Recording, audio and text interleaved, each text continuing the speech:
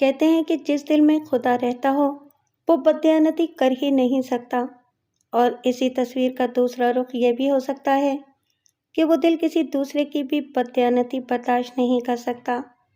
مگر یہاں معاملہ دو ایسے دلوں کا تھا جن میں سے ایک سے خون کا رشتہ اور دوسرے سے بننے والا تعلق خدا کا حکم تھا، اور یہی سوچ کے وہ کس کا ساتھ دے اور کیا فیصلہ کرے، چکی کے دو پارٹوں کی طرح اسے اذیت دے رہی تھی۔ اور پھر اس نے وہ قدم اٹھایا جس کا شاید خود اسے بھی گمان نہ تھا۔ وہ کسی کو اذیت دیے بغیر درمیان سے اس طرح نکل گیا کہ اپنا نام و نشان تک مٹا گیا۔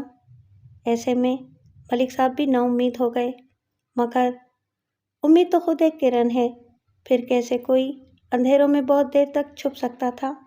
اسے بھی ایک روشن در نے اپنی پناہ میں لے لیا تھا۔ السلام علیکم لسنرز، آئیے ملک صفدر حیات کی ڈائری سے ایک پیچیدہ کیس کی تفتیشی کہانی سنتے ہیں۔ ان دنوں میری تعیناتی سانگلا ہل کے تھانے میں تھی۔ ایک روز میں اپنے تھانے میں بیٹھا روز مرہ کے کام نمٹا رہا تھا کہ ایک کانسٹیبل نے میرے کمرے میں آ کر اطلاع دی، ملک صاحب، دو فوجی آپ سے ملنے آئے ہیں۔ میں سیدھا ہو کر بیٹھ گیا۔ ایسا بہت کم ہوتا تھا کہ پاک افواج کو پولیس سے کوئی کام پڑ جائے، اور یہ بھی طے ہے کہ اگر ایسا ہوتا تھا تو اس کے جلو میں کوئی بڑی مصیبت آ کر پولیس کے سامنے کھڑی ہو جاتی تھی۔ احمد علی، میں نے کانسٹیبل سے پوچھا، تم لوگوں نے فوجی جوانوں کو باہر کیوں روک رکھا ہے؟ انہیں فوراً اندر بھیجو۔ اوکے سر، کانسٹیبل یہ کہتے ہوئے واپس چلا گیا۔ 1 منٹ کے بعد وہ باوردی فوجی میرے کمرے میں موجود تھے۔ ان کے ساتھ ایک ادھیڑ عمر سویلین بھی تھا جو شکل سے خاصا پریشان نظر آتا تھا۔ میں نے اپنی کرسی سے اٹھ کر ان کا استقبال کیا اور اپنے سامنے میز کی دوسری جانب بچھی کرسیوں کی طرف اشارہ کرتے ہوئے شائستہ لہجے میں کہا، آپ تشریف رکھیں جناب۔ ان دونوں نے کرسیاں سنبھال لیں، تاہم ادھیڑ عمر مسکین صورت شخص کھڑا رہا۔ اس کے کھڑا ہونے کا سبب فوراً ہی میری سمجھ میں آ گیا۔ میرے کمرے میں صرف 2 ہی کرسیاں تھیں جن پر وہ دونوں فوجی جوان برائے جمان ہو چکے تھے۔ کمرے کے داخلی دروازے کے نزدیک دیوار کے ساتھ ایک بینچ بھی رکھی ہوئی تھی۔ میں نے اس شخص سے مذکورہ بینچ پر بیٹھنے کو کہا تو اس نے میرے حکم کی تعمیل کر دی۔ میرا نام ملک صفدر حیات ہے، میں نے اپنا تعارف کراتے ہوئے معتدل انداز میں کہا۔ میں اس تھانے کا انچارج ہوں، بتائیں میں آپ کی کیا خدمت کروں؟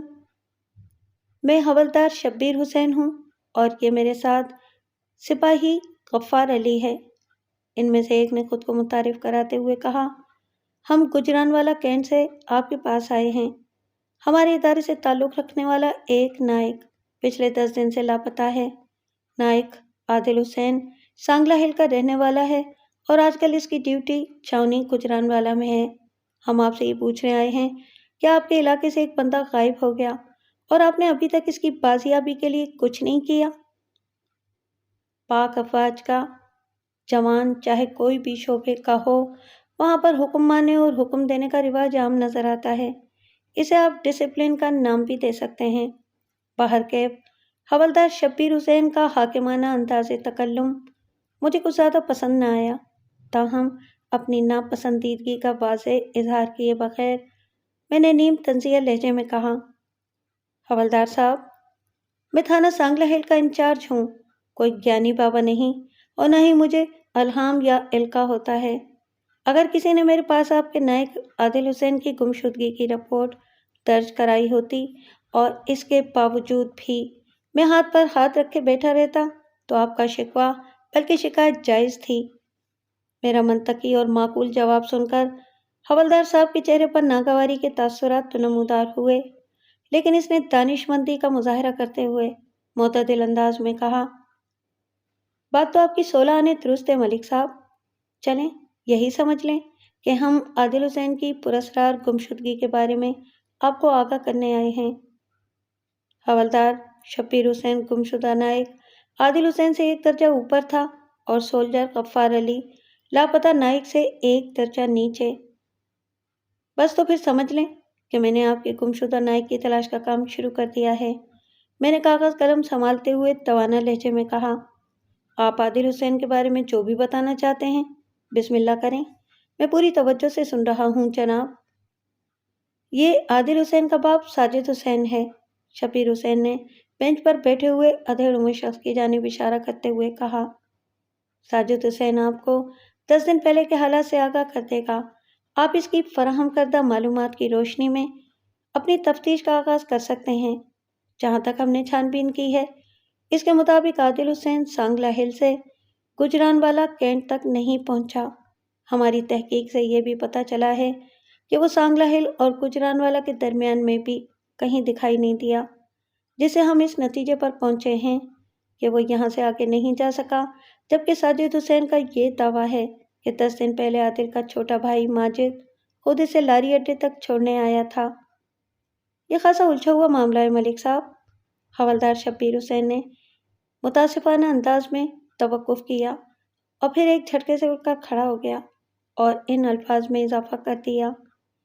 امید ہے آپ 1 ہفتے کے اندر اس پیچیدہ مسئلے کو حل کر کے ہمارے نائک کو ڈھونڈ نکالیں گے۔ انشاءاللہ ضرور، میں نے پورے اعتماد لہجے میں کہا۔ میں اپنی سے پوری کوشش کروں گا جناب۔ ٹھیک ہے تو پھر ہم چلتے ہیں، حوالدار نے دو ٹوک انداز میں کہا۔ اگر کسی مرحلے پر ہماری مدد کی ضرورت ہو تو بتا دیجیے گا۔ ٹھیک ہے۔ آداب محفل کو ملحوظ خاطر رکھتے ہوئے میں بھی اٹھ کھڑا ہوا۔ آپ بے فکر ہو کر یہاں سے جائیں، اس معاملے کو اچھے سے دیکھ لوں گا۔ شبیر حسین نے میرا شکریہ ادا کیا اور اپنے سپاہی غفار علی کی معیت میں میرے کمرے سے رخصت ہو گیا۔ ان کے جانے کے بعد میں نے گمشدہ نائک کے باپ کو اپنے پاس بلا لیا۔ ساجد حسین کی عمر 50-55 کے قریب رہی ہوگی۔ وہ درمیانے قد اور مائل بہ فربی بدن کا مالک ایک عام سا دیہاتی تھا۔ ساجد حسین سے حاصل ہونے والی ابتدائی معلومات کے مطابق اس کی 3 اولادیں تھیں، 2 بیٹے اور 1 بیٹی۔ سب سے بڑا عادل حسین تھا، اس سے چھوٹی ایک خالدہ تھی اور سب سے چھوٹا ماجد حسین تھا۔ عادل حسین اور خالدہ کی شادی ہو چکی تھی، جبکہ ماجد حسین ابھی تک غیر شادی شدہ یعنی کنوارا تھا۔ ماجد کی عمر 23، خالدہ کی 27 اور عادل کی 30 سال تھی۔ خالدہ کے شوہر کا نام فاروق تھا اور ان کے 2 بچے تھے، 4 سالہ عثمان اور 2 سالہ عابدہ، جبکہ گمشدہ عادل حسین کی بیوی کا نام زاہدہ تھا، جو عادل سے 5 سال چھوٹی یعنی 25 سال کی تھی۔ ان کی شادی کو 5 سال ہوئے تھے اور ان کا صرف ایک ہی بیٹا تھا، سفیان۔ سفیان لگ بھگ 3 سال کا تھا۔ یہ تفصیلات آپ تک پہنچانے کا مقصد یہ ہے کہ آپ کا ذہن کسی الجھن کا شکار نہ ہو۔ خالدہ کا گھر والا ایک چھوٹا زمیندار تھا۔ خالدہ اور عادل کی شادی ایک ہی دن ہوئی تھی۔ چاچا، میں نے ساجد حسین کی طرف دیکھتے ہوئے پوچھا، بڑے بیٹے کو تو تم نے فوج میں بھرتی کروا دیا، چھوٹا کیا کرتا ہے؟ میں سانگلہ ہل میں پرچون کی دکان چلاتا ہوں تھانے دار صاحب، اس نے بتایا۔ ماجد میرے ساتھ ہی ہوتا ہے۔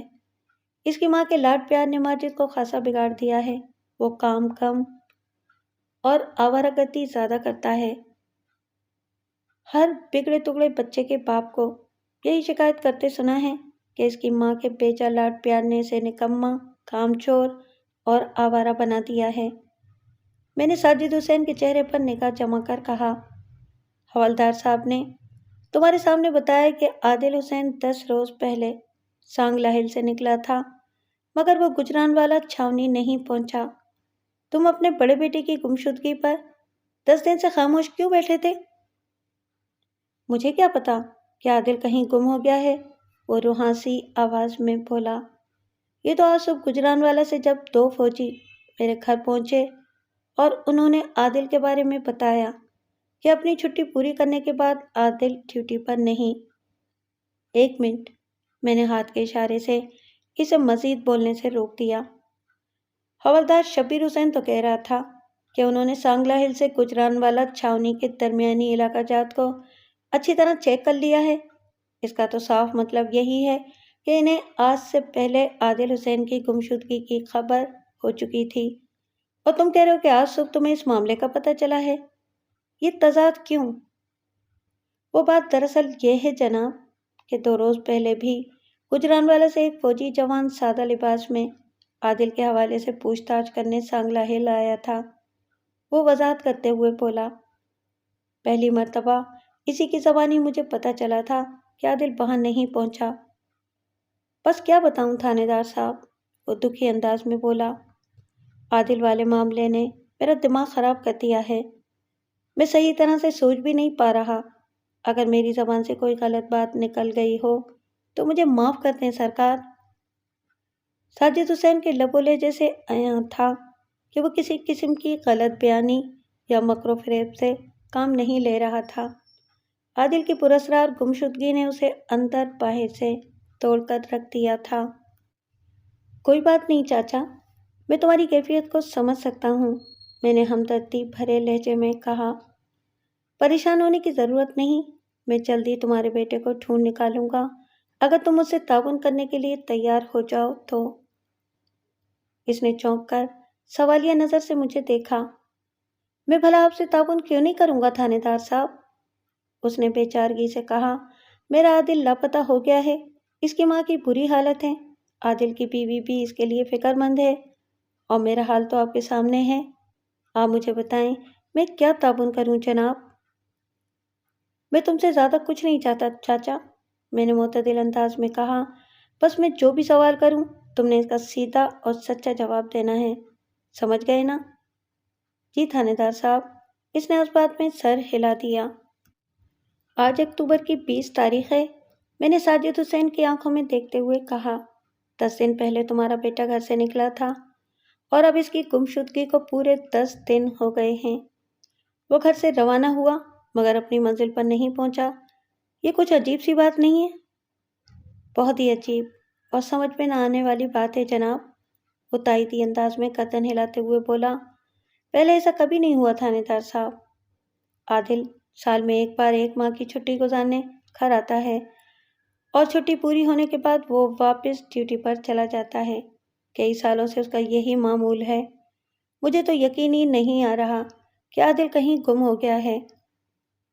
اور کوئی دوسرا راستہ نہیں ہے ساجد حسین؟ اس لیے تمہیں یقین تو کرنا ہی پڑے گا، میں نے ٹھہرے ہوئے لہجے میں کہا۔ بے شک تم نے 10 اکتوبر کی صبح اپنے فوجی بیٹے کو گھر سے روانہ کیا تھا، لیکن یہ بھی سچ ہے کہ وہ اپنی ڈیوٹی پر نہیں پہنچا، لہٰذا یہ تو طے ہے کہ وہ کہیں گم ہو چکا ہے۔ بس اس بات کا فیصلہ کرنا ہوگا کہ اس نے اپنی مرضی سے خود کو غائب کیا ہے یا اس کے ساتھ کوئی ناخوشگوار واقعہ پیش آ گیا ہے۔ تم نے فوجی جوانوں کو بتایا تھا کہ 10 اکتوبر کی صبح تمہارا چھوٹا بیٹا ماجد نائک صاحب کو لاری اڈے تک چھوڑنے گیا تھا؟ میں نے بات کے اختتام پر استفساریہ نظر سے ساجد حسین کو دیکھا تو وہ سر کو مثباتی جنبش دیتے ہوئے بولا، جی۔ ماجد اپنے بڑے بھائی کی گمشدگی کے بارے میں کیا کہتا ہے؟ میں نے پوچھا۔ ہم سب کی طرح ماجد بھی اس واقعے پر سخت پریشان ہے تھانے دار صاحب، ساجد حسین نے غمزدہ لہجے میں جواب دیا۔ جب سے ہمیں پتہ چلا ہے کہ عادل گجرانوالہ نہیں پہنچا، ہم اس کے لیے بہت زیادہ فکر مند ہیں جناب، اتنے زیادہ فکر مند کہ میرے پاس آ کر اس کی گمشدگی کی رپورٹ تک درج نہیں کرا سکے۔ میں نے شاکی نظر سے اسے دیکھا۔ بالآخر عادل کے محکمے کو اس معاملے میں کودنا پڑا۔ وہ لوگ میرے تھانے کی مدد سے تمہارے بیٹے کو تلاش کرانا چاہتے ہیں۔ تم نے حوالدار شبیر حسین کی باتیں تو سنی لی ہیں نا؟ تھانے دار صاحب، عادل کی گمشدگی نے میرے سوچنے سمجھنے کی صلاحیت چھین لی ہے، وہ گلوگیر آواز میں بولا۔ میرا دماغ میرے قابو میں نہیں ہے۔ آپ میری ساری کوتاہیوں کو نظر انداز کر دیں اور کسی طرح آپ عادل کو ڈھونڈ نکالیں، میں آپ کا یہ احسان زندگی بھر یاد رکھوں گا۔ ساجد حسین، میں نے اس کے چہرے پر نگاہیں جما کر واشگاف الفاظ میں کہا، عادل حسین کو تلاش کر کے میں تم پر یا کسی پر بھی احسان نہیں کروں گا، یہ میرے پیشہ ورانہ فرائض کا حصہ ہے اور میں ایک دیانتدار اور فرض شناس پولیس آفیسر ہوں۔ بس تم دعا کرو کہ مجھے اس نیک مقصد میں کامیابی نصیب ہو۔ وہ تشکرانہ اور امید بھری نظر سے مجھے تکنے لگا۔ آئندہ 20 منٹ تک میں ساجد حسین سے مختلف نوعیت کے سوالات کرتا رہا، جس میں عادل حسین کے ظاہر اور خفیہ دشمنوں کے بارے میں ضروری معلومات حاصل کرنا بھی شامل تھا۔ لیکن تمام تر قریب اور ٹٹول کے بعد بھی میں کسی ایسے بندے کا نام جاننے میں کامیاب نہ ہو سکا جسے عادل حسین کے غیاب کا ذمہ دار ٹھہرایا جا سکے۔ آخر کار میں نے یہ کہہ کر اسے رخصت کر دیا۔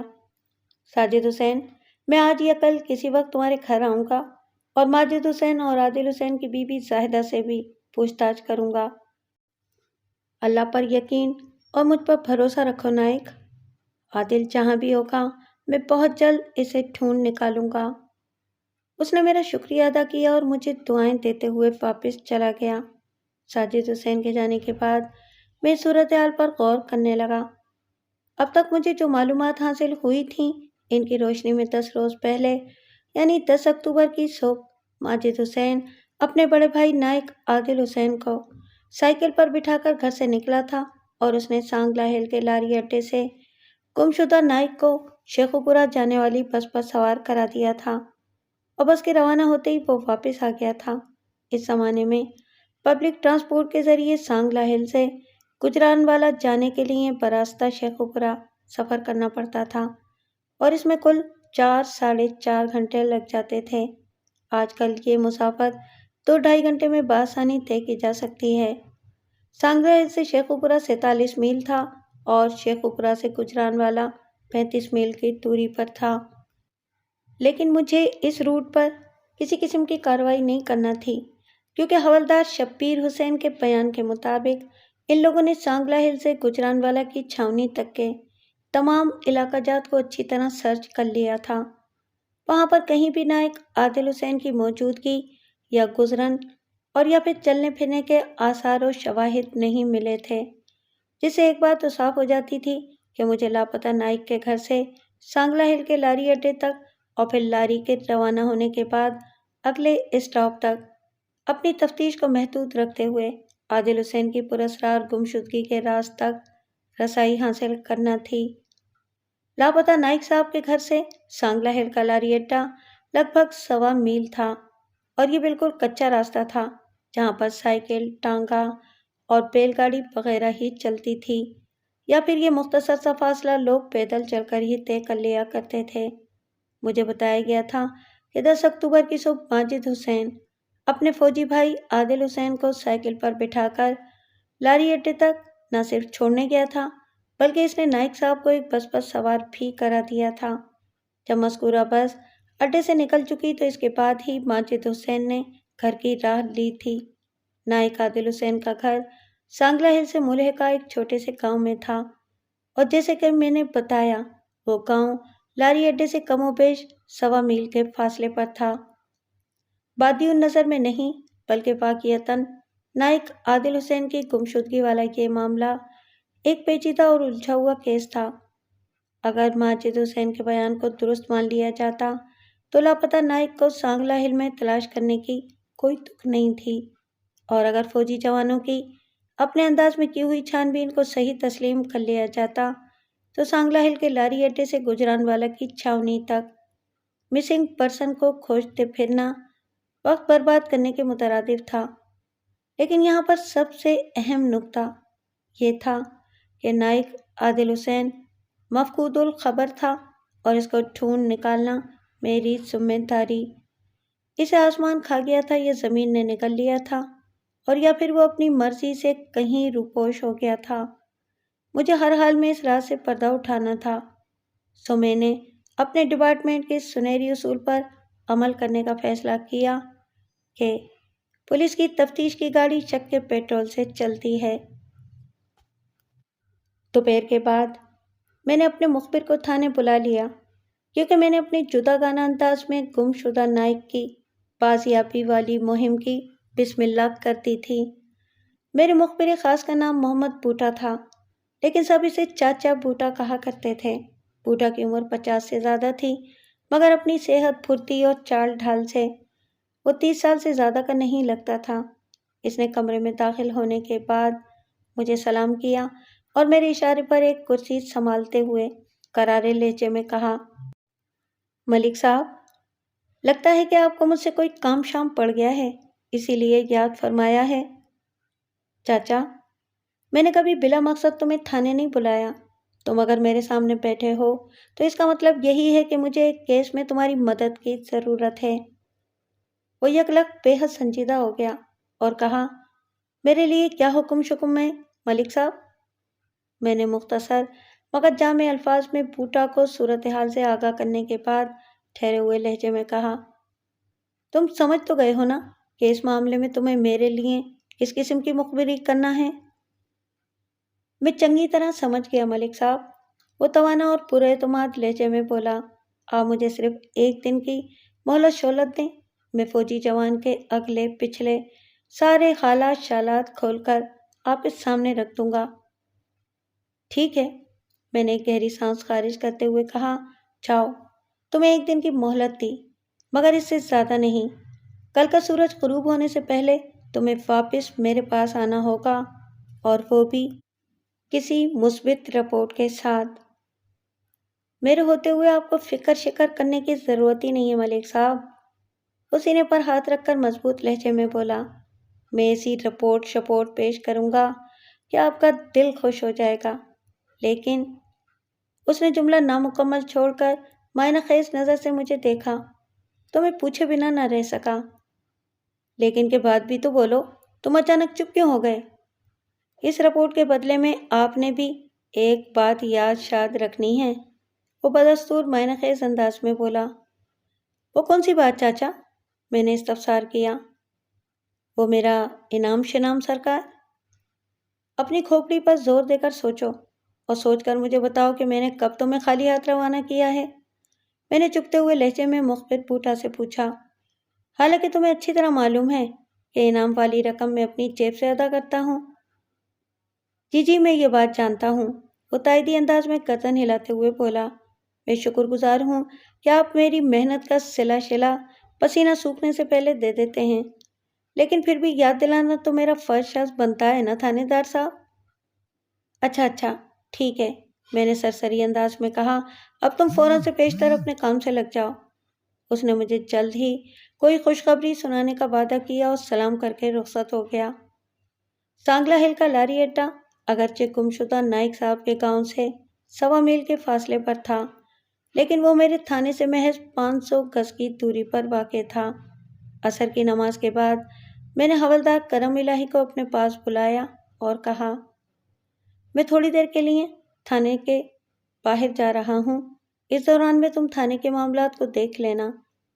करम इलाही मेरे थाने के अमले में सबसे सीनियर था। इसकी उम्र 45 के करीब करीब थी। ओहदे के एतबार से आप इसे हेड कांस्टेबल समझ लें। हवाला से मुतालिक तमाम काम मैंने करम इलाही के ज़िम्मे लगा रखे थे। इसी बिना पर वो हवलदार कहलाता था। वो एक तजुर्बेकार और फर्शनास पुलिस एहलकार था। कुछ अर्सा पहले तक इस थाने में एक एएसआई फरीद खान भी मेरी मातहती में काम किया करता था। इसने अपनी सहूलत के पेश नज़र सरगोदा के किसी थाने में तबादला करा लिया था और अब मैं एक हवलदार और 3 कांस्टेबल्स की मैयत में थानेदारी कर रहा था। आप बेफिक्र हो जाएं मलिक साहब, वो मजबूत लहजे में बोला। मैं आपको शिकायत का मौका नहीं दूंगा।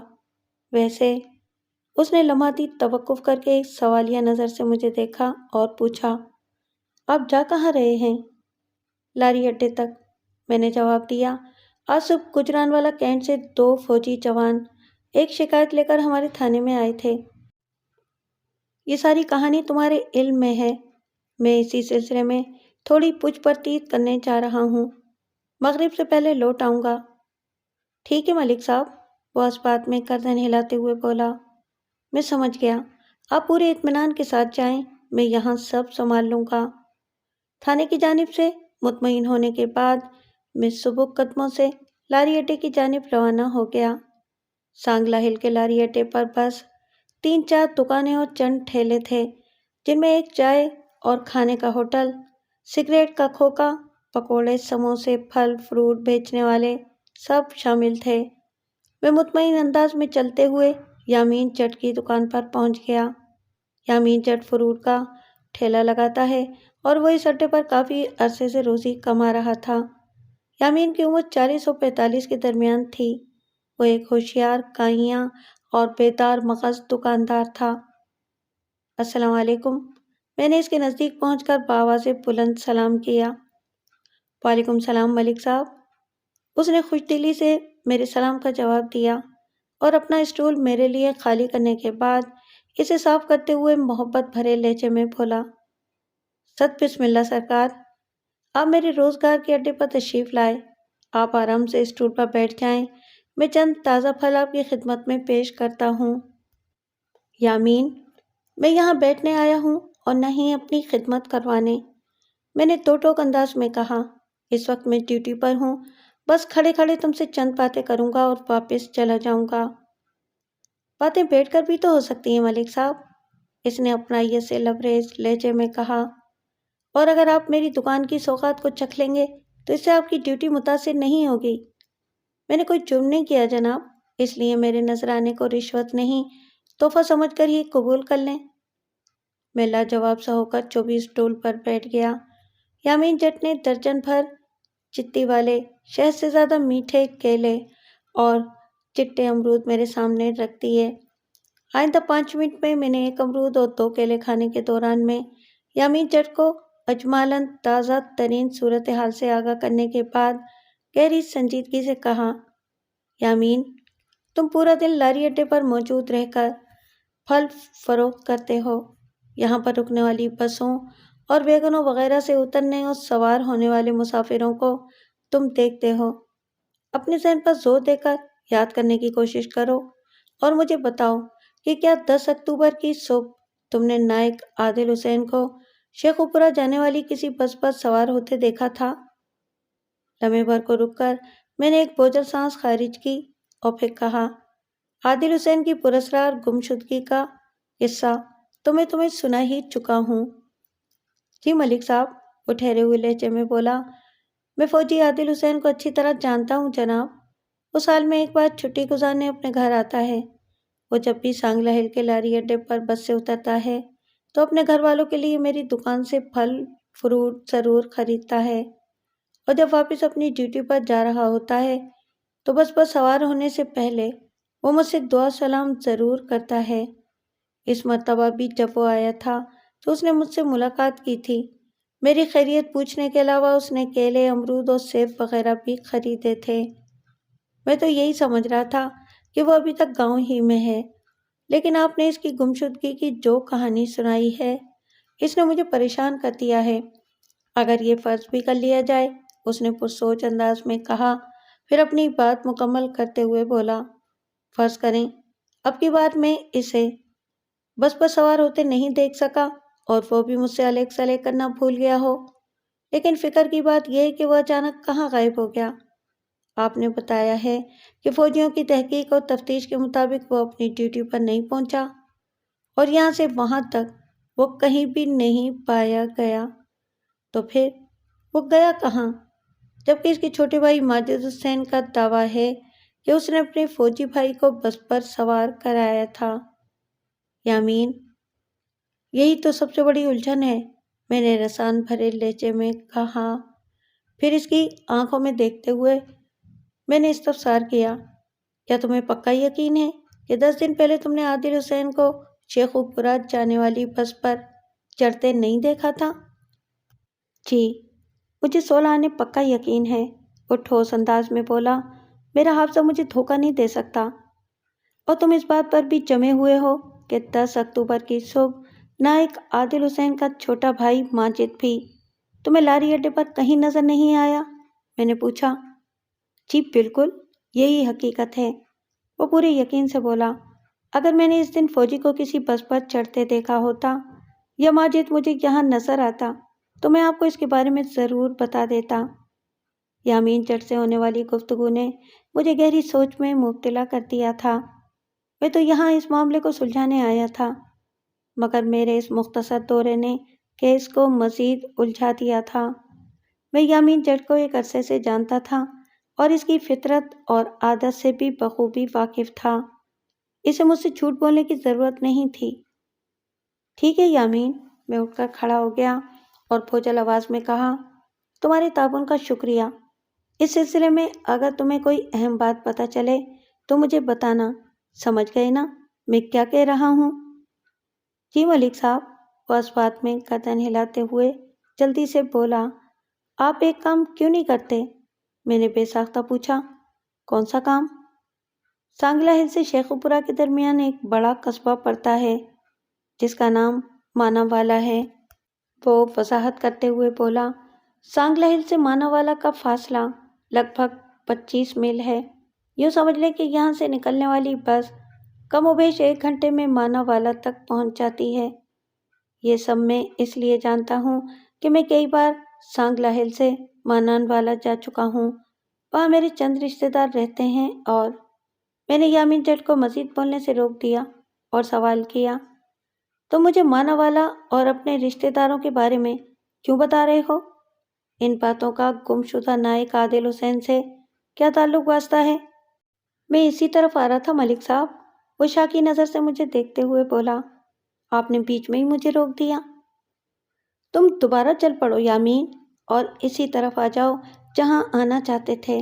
اب میں تمہیں نہیں روکوں گا، شاباش، شروع ہو جاؤ، میں نے قدرے بیزار لہجے میں کہا۔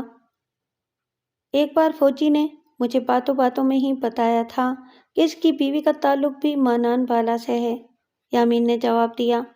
یہ بھی تو ہو سکتا ہے کہ اس دن فوجی اپنے سسرالی رشتے داروں سے ملنے کے لیے مانا والا کے بس اسٹاپ پر اتر گیا ہو۔ میرا خیال ہے کہ آپ کو مانان والا جا کر فوجی کے بارے میں پوچھ تاچھ کرنا چاہیے۔ فوجی سے یامین جٹ کی مراد نائک عادل حسین تھی۔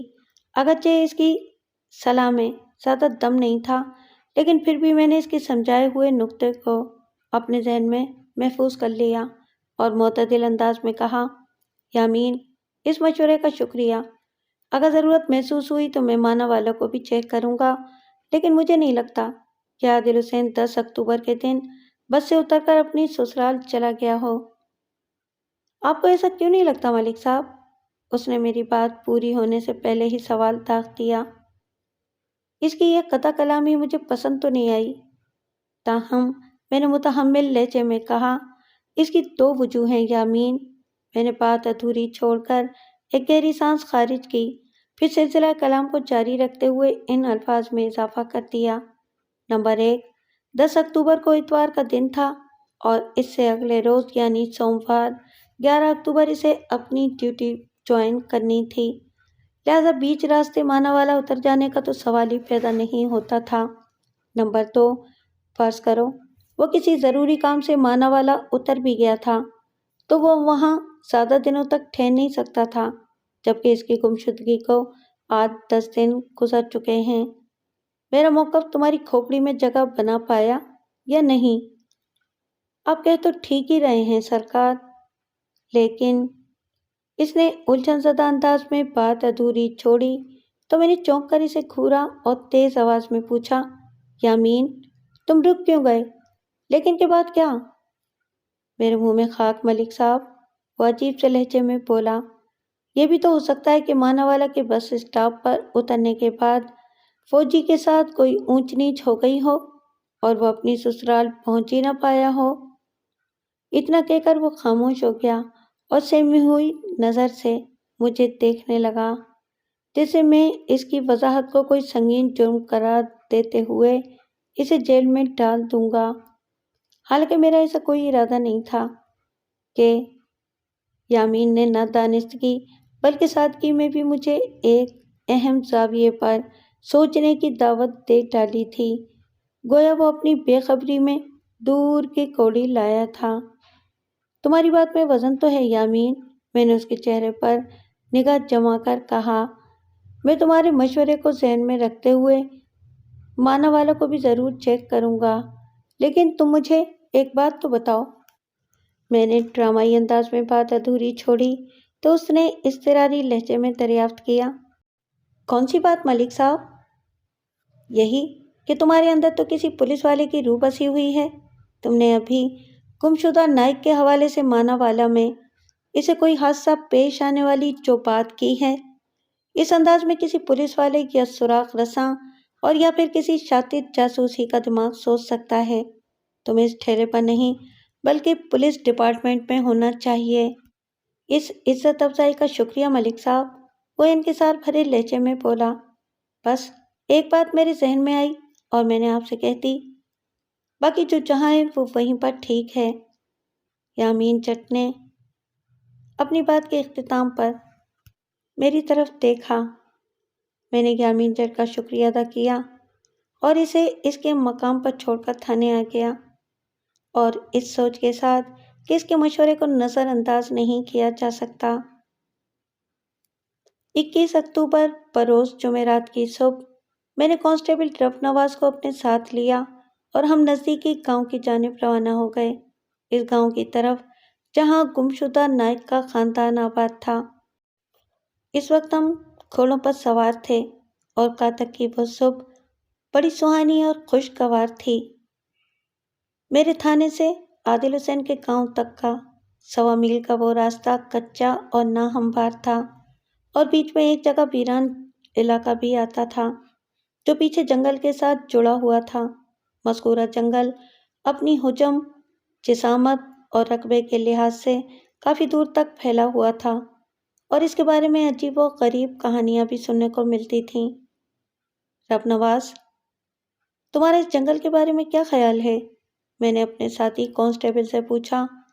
میں نے سنا ہے کہ وہ خاصی بھاری جگہ ہے، اس طرف جو بھی جاتا ہے پھر واپس نہیں آتا۔ آپ نے بالکل ٹھیک سنا ہے ملک صاحب، رب نواز نے گہری سنجیدگی سے جواب دیا۔ بڑے بوڑھے بتاتے ہیں کہ اس جنگل پر جنات کا قبضہ ہے، اس لیے کوئی ادھر کا رخ نہیں کرتا۔ یہ جنگل کے ساتھ زمین کا جو ویران ٹکڑا ہے، اسی کی وجہ سے یہ کچا راستہ بھی چل رہا ہے۔ اگر جنگل اس راستے کے ساتھ جڑا ہوا ہوتا تو کوئی بھی انسان ادھر سے گزرنے کا تصور بھی نہ کرتا۔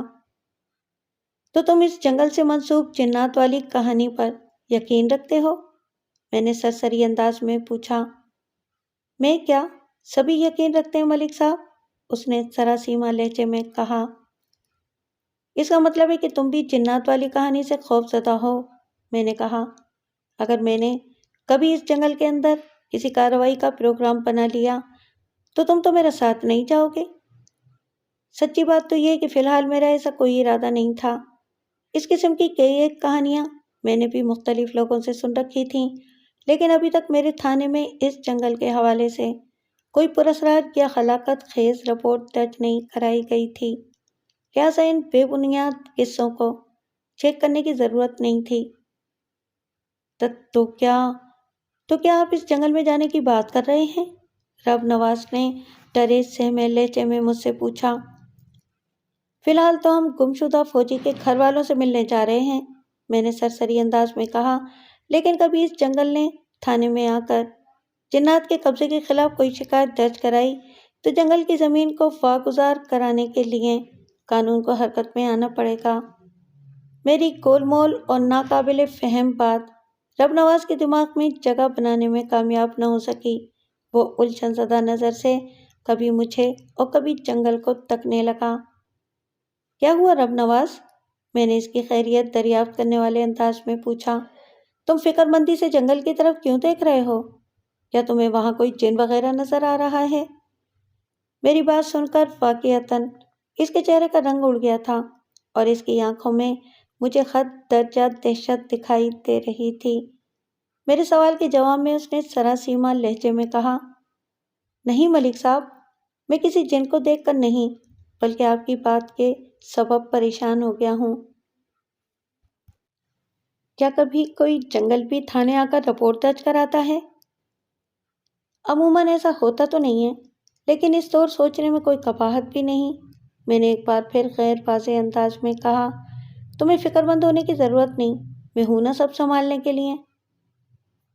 ملک صاحب، کیا آپ جنات کے وجود پر یقین نہیں رکھتے یا پھر اتنے بہادر ہیں کہ آپ کو اس ناری مخلوق سے ڈر نہیں لگتا؟ اس کے دل کی بات زبان پر آ ہی گئی۔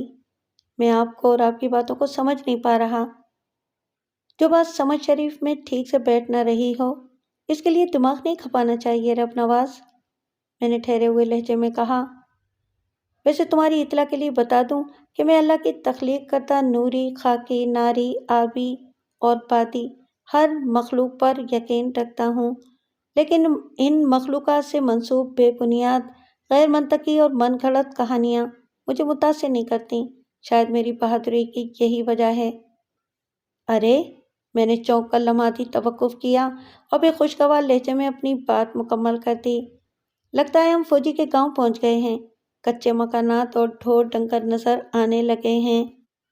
آپ ٹھیک کہہ رہے ہیں ملک صاحب، وہ تائیدی انداز میں بولا۔ بات چیت میں پتہ ہی نہیں چلا اور ہم اپنی منزل پر بھی پہنچ گئے۔ میں نے رب نواز کے بیان پر کوئی تبصرہ نہیں کیا۔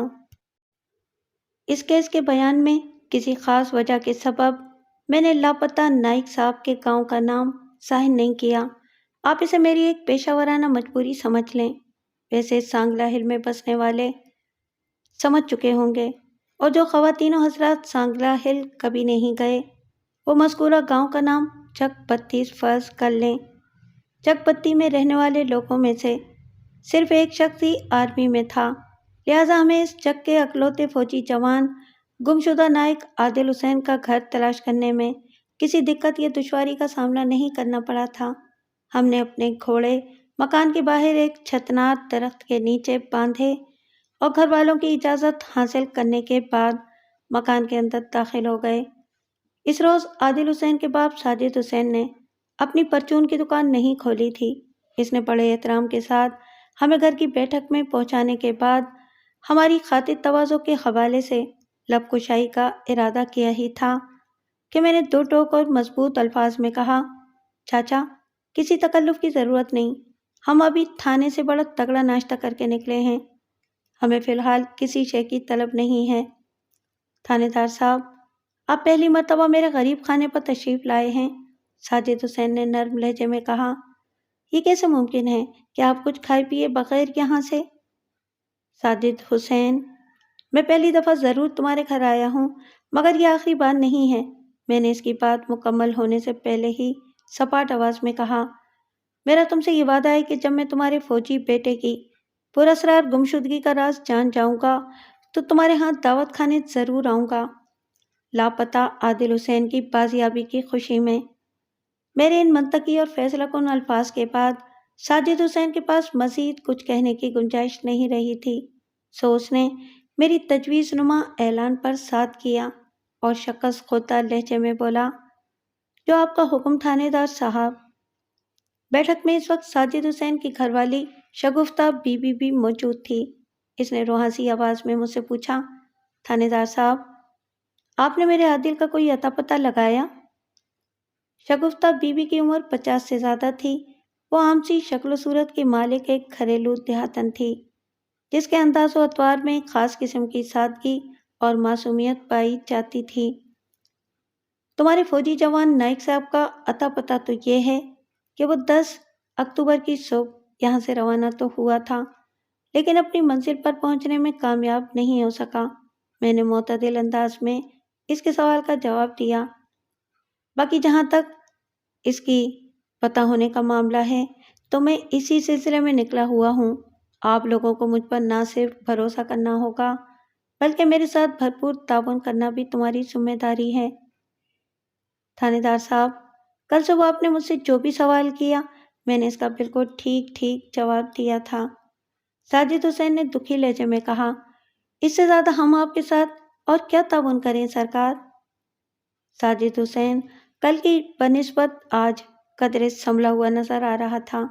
پچھلے 24 گھنٹے میں اس نے اپنے بکھرے ہوئے حواس کو قابو میں لانے کی اچھی کوشش کی تھی۔ ساجد حسین، تمہارا تعاون کسی امانت کی طرح میرے ذہن کے ایک گوشے میں محفوظ پڑا ہے، اسی لیے آج میں تم سے ایک سوال بھی نہیں کروں گا۔ ہاں، اگر تم خود ہی کوئی نئی اور اہم بات بتانا چاہو تو میں پوری توجہ سے تمہیں سنوں گا، کیونکہ تمہارے بیٹے کو جلد سے جلد ڈھونڈ نکالنا میری پہلی ترجیح ہے۔ اور یہ بھی بتا دوں، میں نے لمحاتی توقف کے بعد ایک گہری سانس لی اور کہا، آج میں تمہاری گھر والی، تمہاری بہو اور تمہارے بیٹے ماجد حسین سے پوچھ تاچھ کرنے آیا ہوں۔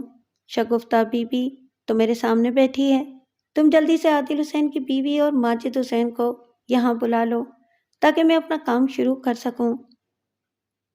ماجد تو کہیں باہر نکلا ہوا ہے، ساجد حسین نے بتایا، اور میری بہو زاہدہ گھر کے اندر موجود ہے۔ میں زاہدہ کو یہاں بھیجتا ہوں اور ماجد کو بھی ڈھونڈ کے لاتا ہوں۔ وہ اٹھ کر کھڑا ہو گیا اور بیٹھک کے دروازے کی جانب بڑھتے ہوئے کہا، तब तक आप मेरी घरवाली से बात करें। शगुफ्ता साजिद हुसैन के जाने के बाद मैं गुमशुदा फौजी जवान की माँ की तरफ मुतवज्जा हो गया। तुम्हारे हामिद ने मुझे बताया है कि आदिल का कोई दुश्मन नहीं है और वह इससे पहले कभी इस तरह गायब भी नहीं हुआ। तुम इस बारे में क्या कहती हो?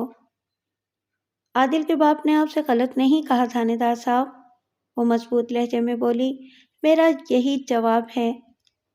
मेरी मालूमात के मुताबिक तुम्हारी बहू जायदा का ताल्लुक मानान बाला से है।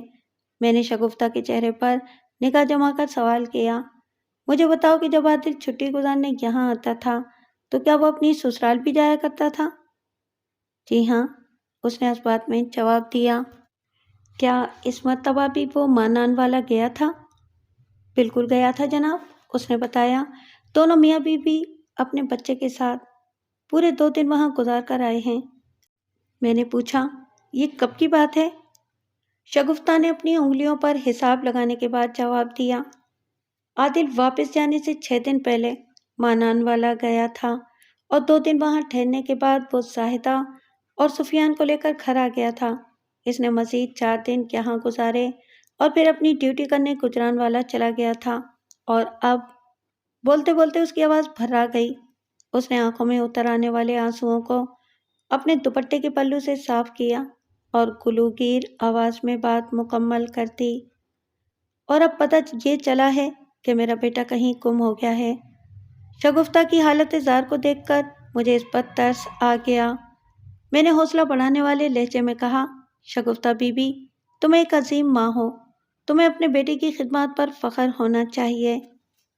इन आजमाइशी लम्हात में तुम्हें आंसू नहीं बहाना बल्कि जुर्रत और साबित कदमी का मुजाहरा करना है। यह मेरा तुमसे वादा है कि मैं तुम्हारे जिगर गोशे को कहीं से भी ढूंढ निकालूंगा। तुम मेरी बात समझ रही हो ना? उसने उस बात में गर्दन हिलाते हुए नमनाक लहजे में कहा, जी हाँ, आप फिक्र न करें, मुझ में बहुत हिम्मत और हौसला है। क्या करूं, मैं एक माँ भी तो हूँ। फिर भी मैं खुद को संभाल लूंगी थानेदार साहब। हाँ हाँ, मैं जानता हूँ, मैंने मोतदिल अंदाज में कहा, और मुझे यकीन है कि तुम ना सिर्फ खुद को संभाल सकती हो बल्कि इस घर में रहने वाले दूसरे लोगों को भी तुम ही हौसला दोगी। मैं ठीक कह रहा हूँ ना? जी थानेदार साहब, उसने सर की हल्की अस्बाती जुम्बिश के साथ जवाब दिया। इसी वक्त 25-26 साल की एक खूबसूरत लड़की ट्रे उठाए बैठक में दाखिल हुई। उसने अपने सर पर दुपट्टा कुछ ऐसे अंदाज में ओढ़ रखा था कि उसका आधा चेहरा दुपट्टे की ओट में छुप गया था। उसने मुझे सलाम किया और ट्रे को हमारे सामने मेज पर रख दिया। ट्रे में चाय के 2 कप रखे हुए थे। इसके साथ ही 2 छोटी प्लेटें भी थीं। एक प्लेट में भुने हुए चने और दूसरी प्लेट में गजक रखी नजर आ रही थी। मेरे मना करने के बावजूद भी इन लोगों ने हमारी खातिर मदद रात का बंदोबस्त कर ही डाला था। यह आदिल की बीवी जाहिदा है थानेदार साहब, शगुफ्ता बीबी ने इस हसीन और जमील लड़की, मेरा मतलब है कि औरत का तारुफ कराते हुए मुझे बताया। फिर जाहिदा से पूछा, सुफियान कहाँ है? सुफियान गुमशुदा नाइक का 3 साला अकलौता बेटा था जो इनकी शादी के 2 साल बाद पैदा हुआ था। जाहिदा ने अपनी सास के सवाल के जवाब में बताया। वो अपने दादा के साथ बाहर गया है। जाहिदा, बैठ जाओ, मैंने नर्म लहजे में कहा। मुझे तुमसे भी कुछ पूछना है। साजिद हुसैन तुम्हारे देवर माजिद हुसैन को ढूंढने गया है, इसे मैंने ही भेजा है। जाहिदा अपने दुपट्टे को एहतियात के साथ संभालते हुए बैठ गई तो इसकी सास शगुफ्ता बीबी ने मुझसे कहा, थानेदार साहब, आप चाय लें। आपने एहतमाम की इजाज़त नहीं दी थी, इसलिए बस से मुझे याद आया कि शगुफ्ता ने मायना खेज अंदाज में बात अधूरी छोड़ी तो मैंने चौंके हुए लहजे में कहा, साजिद हुसैन ने थाने में बताया था कि 10 अक्टूबर की सुबह माजिद ही ने आदिल को लारी अड्डे से एक बस पर सवार कराया था। बात मुकम्मल करने के बाद मैंने सवालिया नज़र से बारी बारी सास और बहू की तरफ देखा। जी हाँ, शगुफ्ता इस बात में गर्दन हिलाते हुए बोली। माजिद साइकिल पर बैठाकर आदिल को लारी अड्डे ले गया था और फिर वापस आकर उसने हमें बताया था कि आदिल बस पर सवार होकर चला गया है। साहिदा, तुम इस बारे में क्या कहती हो? मैंने गुमशुदा नाइक की बीवी से सवाल किया। अम्मी जी ठीक कह रही हैं, साहिदा ने शगुफ्ता के बयान की तस्दीक कर दी। تمہاری ساس نے تو مجھے یہ بھی بتایا ہے کہ تم دونوں میاں بیوی اپنے بچے کے ساتھ 4 اکتوبر کو مانان والا گئے تھے۔ میں نے شگفتہ بیوی کے حساب کو تاریخوں میں ڈھالنے کے بعد زاہدہ سے پوچھا، تم لوگ 2 دن وہاں رہے اور پھر 6 اکتوبر کو واپس آ گئے۔ اس کے 4 دن بعد یعنی 10 اکتوبر بروز اتوار عادل کی چھٹی ختم ہو گئی اور وہ سانگلہ ہل سے گجرانوالہ کینٹ کی سمت روانہ ہو گیا۔ میں نے رک کر سوالیہ نظر سے زاہدہ کو دیکھا اور ان الفاظ میں اضافہ کر دیا، ایسا ہی ہے نا؟ اس نے اس بات میں جواب دیا، جی ایسا ہی ہے، لیکن افسوسناک بات یہ ہے کہ تمہارا شوہر سانگلہ ہل سے نکلنے کے بعد اچانک غائب ہو گیا ہے۔ میں نے زاہدہ کے ادھ کھلے چہرے پر نگاہیں جما کر کریدنے والے انداز میں استفسار کیا، کیا تمہیں کچھ اندازہ ہے کہ وہ کہاں گیا ہوگا؟ میرا مطلب ہے کہ کیا عادل نے تم سے کوئی ایسی بات کی تھی کہ اسے ڈیوٹی جوائن کرنے سے پہلے کہیں اور بھی جانا ہے؟ نہیں جی، اس نے گھبراہٹ آمیز لہجے میں جواب دیا، عادل نے مجھ سے تو ایسا کوئی ذکر نہیں کیا تھا۔ اس کی چھٹی جب ختم ہوتی ہے تو وہ سیدھا اپنی ڈیوٹی پر ہی جاتا ہے۔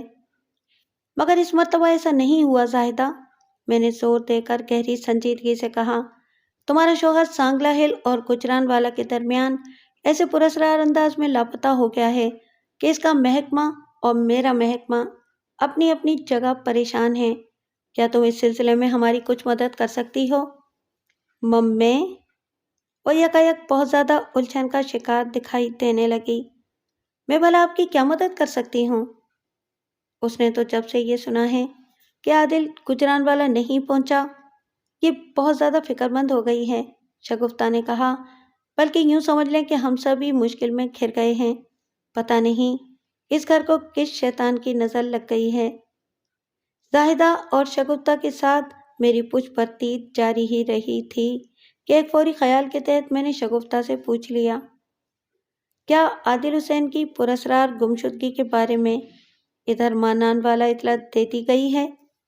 جی ہاں، وہ ایک افسردہ سانس خارج کرتے ہوئے بولی، ہمیں جیسے ہی یہ بری خبر ملی کہ عادل اپنی ڈیوٹی پر نہیں پہنچا تو آپ کی طرح ہمارا دھیان بھی اس طرف گیا تھا کہ کہیں وہ مانان والا میں تو نہیں رک گیا۔ ہم نے وہاں پتہ کیا تو معلوم ہوا کہ جب وہ اپنے بیوی بچے کے ساتھ واپس یہاں آیا تھا، اس کے بعد کسی نے اسے مانان والا میں نہیں دیکھا۔ شگفتہ کے واضح اور دو ٹوک جواب نے اس امکان پر خط تنسیق کھینچ دیا کہ سانگلہ ہل سے شیخوپورہ جاتے ہوئے عادل حسین کسی ضروری یا غیر ضروری کام سے مانان والا اتر گیا ہوگا اور پھر اس کے ساتھ کچھ ایسے غیر یقینی حالات پیش آئے ہوں گے کہ وہ مفقود الخبر ہو گیا۔ اس تناظر میں مانا والا جا کر اسے تلاش کرنے کی اب ضرورت نہیں رہی تھی۔ جب وہ مانان والا میں کسی کو نظر ہی نہیں آیا تھا تو پھر وہاں پہنچ کر پوچھ تاچھ کرنا وقت ضائع کرنے کے مترادف تھا۔ ہمارے درمیان بات چیت کا سلسلہ جاری ہی تھا کہ ساجد حسین اپنے پوتے سفیان کو اٹھائے واپس آ گیا۔ ماجد اس کے ساتھ نہیں تھا۔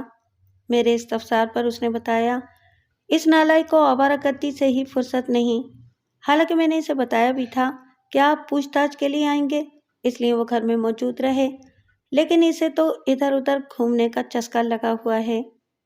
ساجد حسین؟ میں اٹھ کر کھڑا ہو گیا اور کہا، اگر ماجد اس وقت یہاں نہیں ہے تو واویلا کرنے کی ضرورت نہیں۔ میں نے سمجھانے والے انداز میں کہا، مجھے ڈر تھا کہ اگر میں نے اسے بے مہار چھوڑ دیا تو وہ یہ قصہ لے کر بیٹھ جائے گا کہ ماں کے لاڈ پیار نے ماجد کو غیر ذمہ دار اور ہٹ حرام بنا دیا ہے۔ وہ جب بھی گھر آئے تم اسے میرے پاس تھانے بھیج دینا، میں اسے وہیں پر سوال جواب کر لوں گا۔ مجھے اور رب نواز کو جانے کے لیے پر تولتے دیکھ کر زاہدہ فوراً میز کی جانب بڑھی اور چائے کے برتن وغیرہ سمیٹنے کی غرض سے وہ آگے کو جھک گئی۔ جب اس نے ٹرے کو اٹھانے کی کوشش کی تو اس کا دوپٹہ ڈھلک گیا، یعنی اس نے اپنے چہرے کے جس حصے کو دوپٹے کے پیچھے چھپا رکھا تھا وہ عیاں ہو گیا، اور اس منظر نے مجھے چونکنے پر مجبور کر دیا۔ میں نے دیکھا زاہدہ کے چہرے پر بائیں جانب گال سے آنکھ تک ایک بڑا سا کھرنٹ موجود تھا۔ اس کھرنٹ کی حالت سے پتہ چلتا تھا کہ چند روز پہلے اسے وہاں کوئی چوٹ لگی تھی جو اب ٹھیک ہونے کے قریب تھی۔ زاہدہ؟ میں نے سرسراتی ہوئی آواز میں پوچھا۔ یہ تمہارے چہرے کو کیا ہوا ہے؟ یہ گر گئی تھی، زاہدہ کے بجائے شگفتہ نے جلدی سے کہا۔ اب تو اس کا زخم ٹھیک ہونے والا ہے۔ زاہدہ نے اپنی اس چوٹ کو چھپانے کے لیے ہی چہرے کے ایک حصے پر دوپٹہ ڈال رکھا تھا۔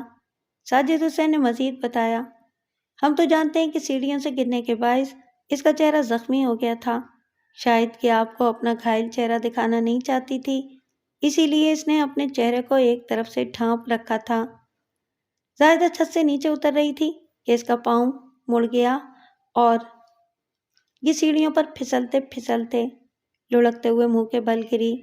شگفتہ نے اپنے شوہر کی بات کو آگے بڑھاتے ہوئے کہا، بس جی، نصیب میں جو دکھ لکھا ہو وہ مل کر رہتا ہے۔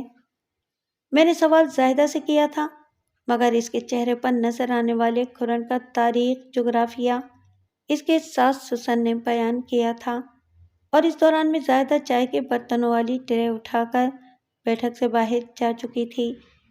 مجھے یہ سب کچھ عجیب سا محسوس ہوا تو میں نے باری باری ان میاں بیوی کی طرف دیکھتے ہوئے پوچھا، زاہدہ کا سیڑھیوں سے گرنے والا واقعہ کب پیش آیا تھا؟ عادل کے جانے سے 2 دن پہلے، شگفتہ نے جواب دیا۔ یعنی 8 اکتوبر کو؟ ساجد حسین نے اسبات میں گردن ہلائی اور کہا، جی ہاں۔ پتہ نہیں کیوں ان میاں بیوی کی یہ وضاحت مجھے ٹھیک سے ہضم نہیں ہوئی تھی، لیکن بادی نظر میں اس واقعے کا عادل کی گمشدگی سے کوئی رشتہ دکھائی نہیں دیتا تھا، اس لیے میں نے ضرورت سے زیادہ کریدنا مناسب نہ جانا اور وہاں سے واپس آ گیا۔ جب ہم لوگ گھوڑوں پر سوار ہو کر تھانے کے نزدیک پہنچے تو دوپہر ہو چکی تھی۔ میں نے رب نواز سے کہا، تم تھانے میں جاؤ، میں لاری اڈے تک کا ایک راؤنڈ لگا کر آتا ہوں۔ ٹھیک ہے ملک صاحب، وہ فرما برداری سے بولا۔ گزشتہ روز میں نے پھل فروش یامین جٹ کے ساتھ اچھا خاصا وقت گزارا تھا، لیکن اس ملاقات سے میری تشفی نہیں ہو پائی تھی۔ آج میں یہ سوچ کر دوبارہ لاری اڈے کی طرف آ گیا تھا کہ مجھے دوسرے دکانداروں ٹھیلے والوں سے بھی پوچھ تاچھ کرنا چاہیے تاکہ گمشدہ نائک کے سانگلہ ہل سے روانہ ہونے یا نہ ہونے کا معمہ حل کیا جا سکے۔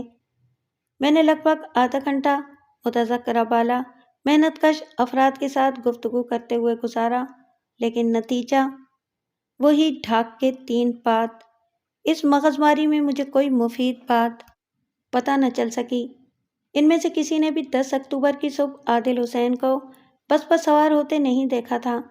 اس سے یہ تو واضح ہو گیا کہ مذکورہ روز نائک عادل حسین سانگلہ ہل کے لاری اڈے سے روانہ نہیں ہوا تھا، کیونکہ درجن بھر افراد بیک وقت اتنے زیادہ مصروف اور اپنے ماحول سے غافل نہیں ہو سکتے تھے کہ کسی کی نگاہ فوجی جوان پر پڑی ہی نہ ہو۔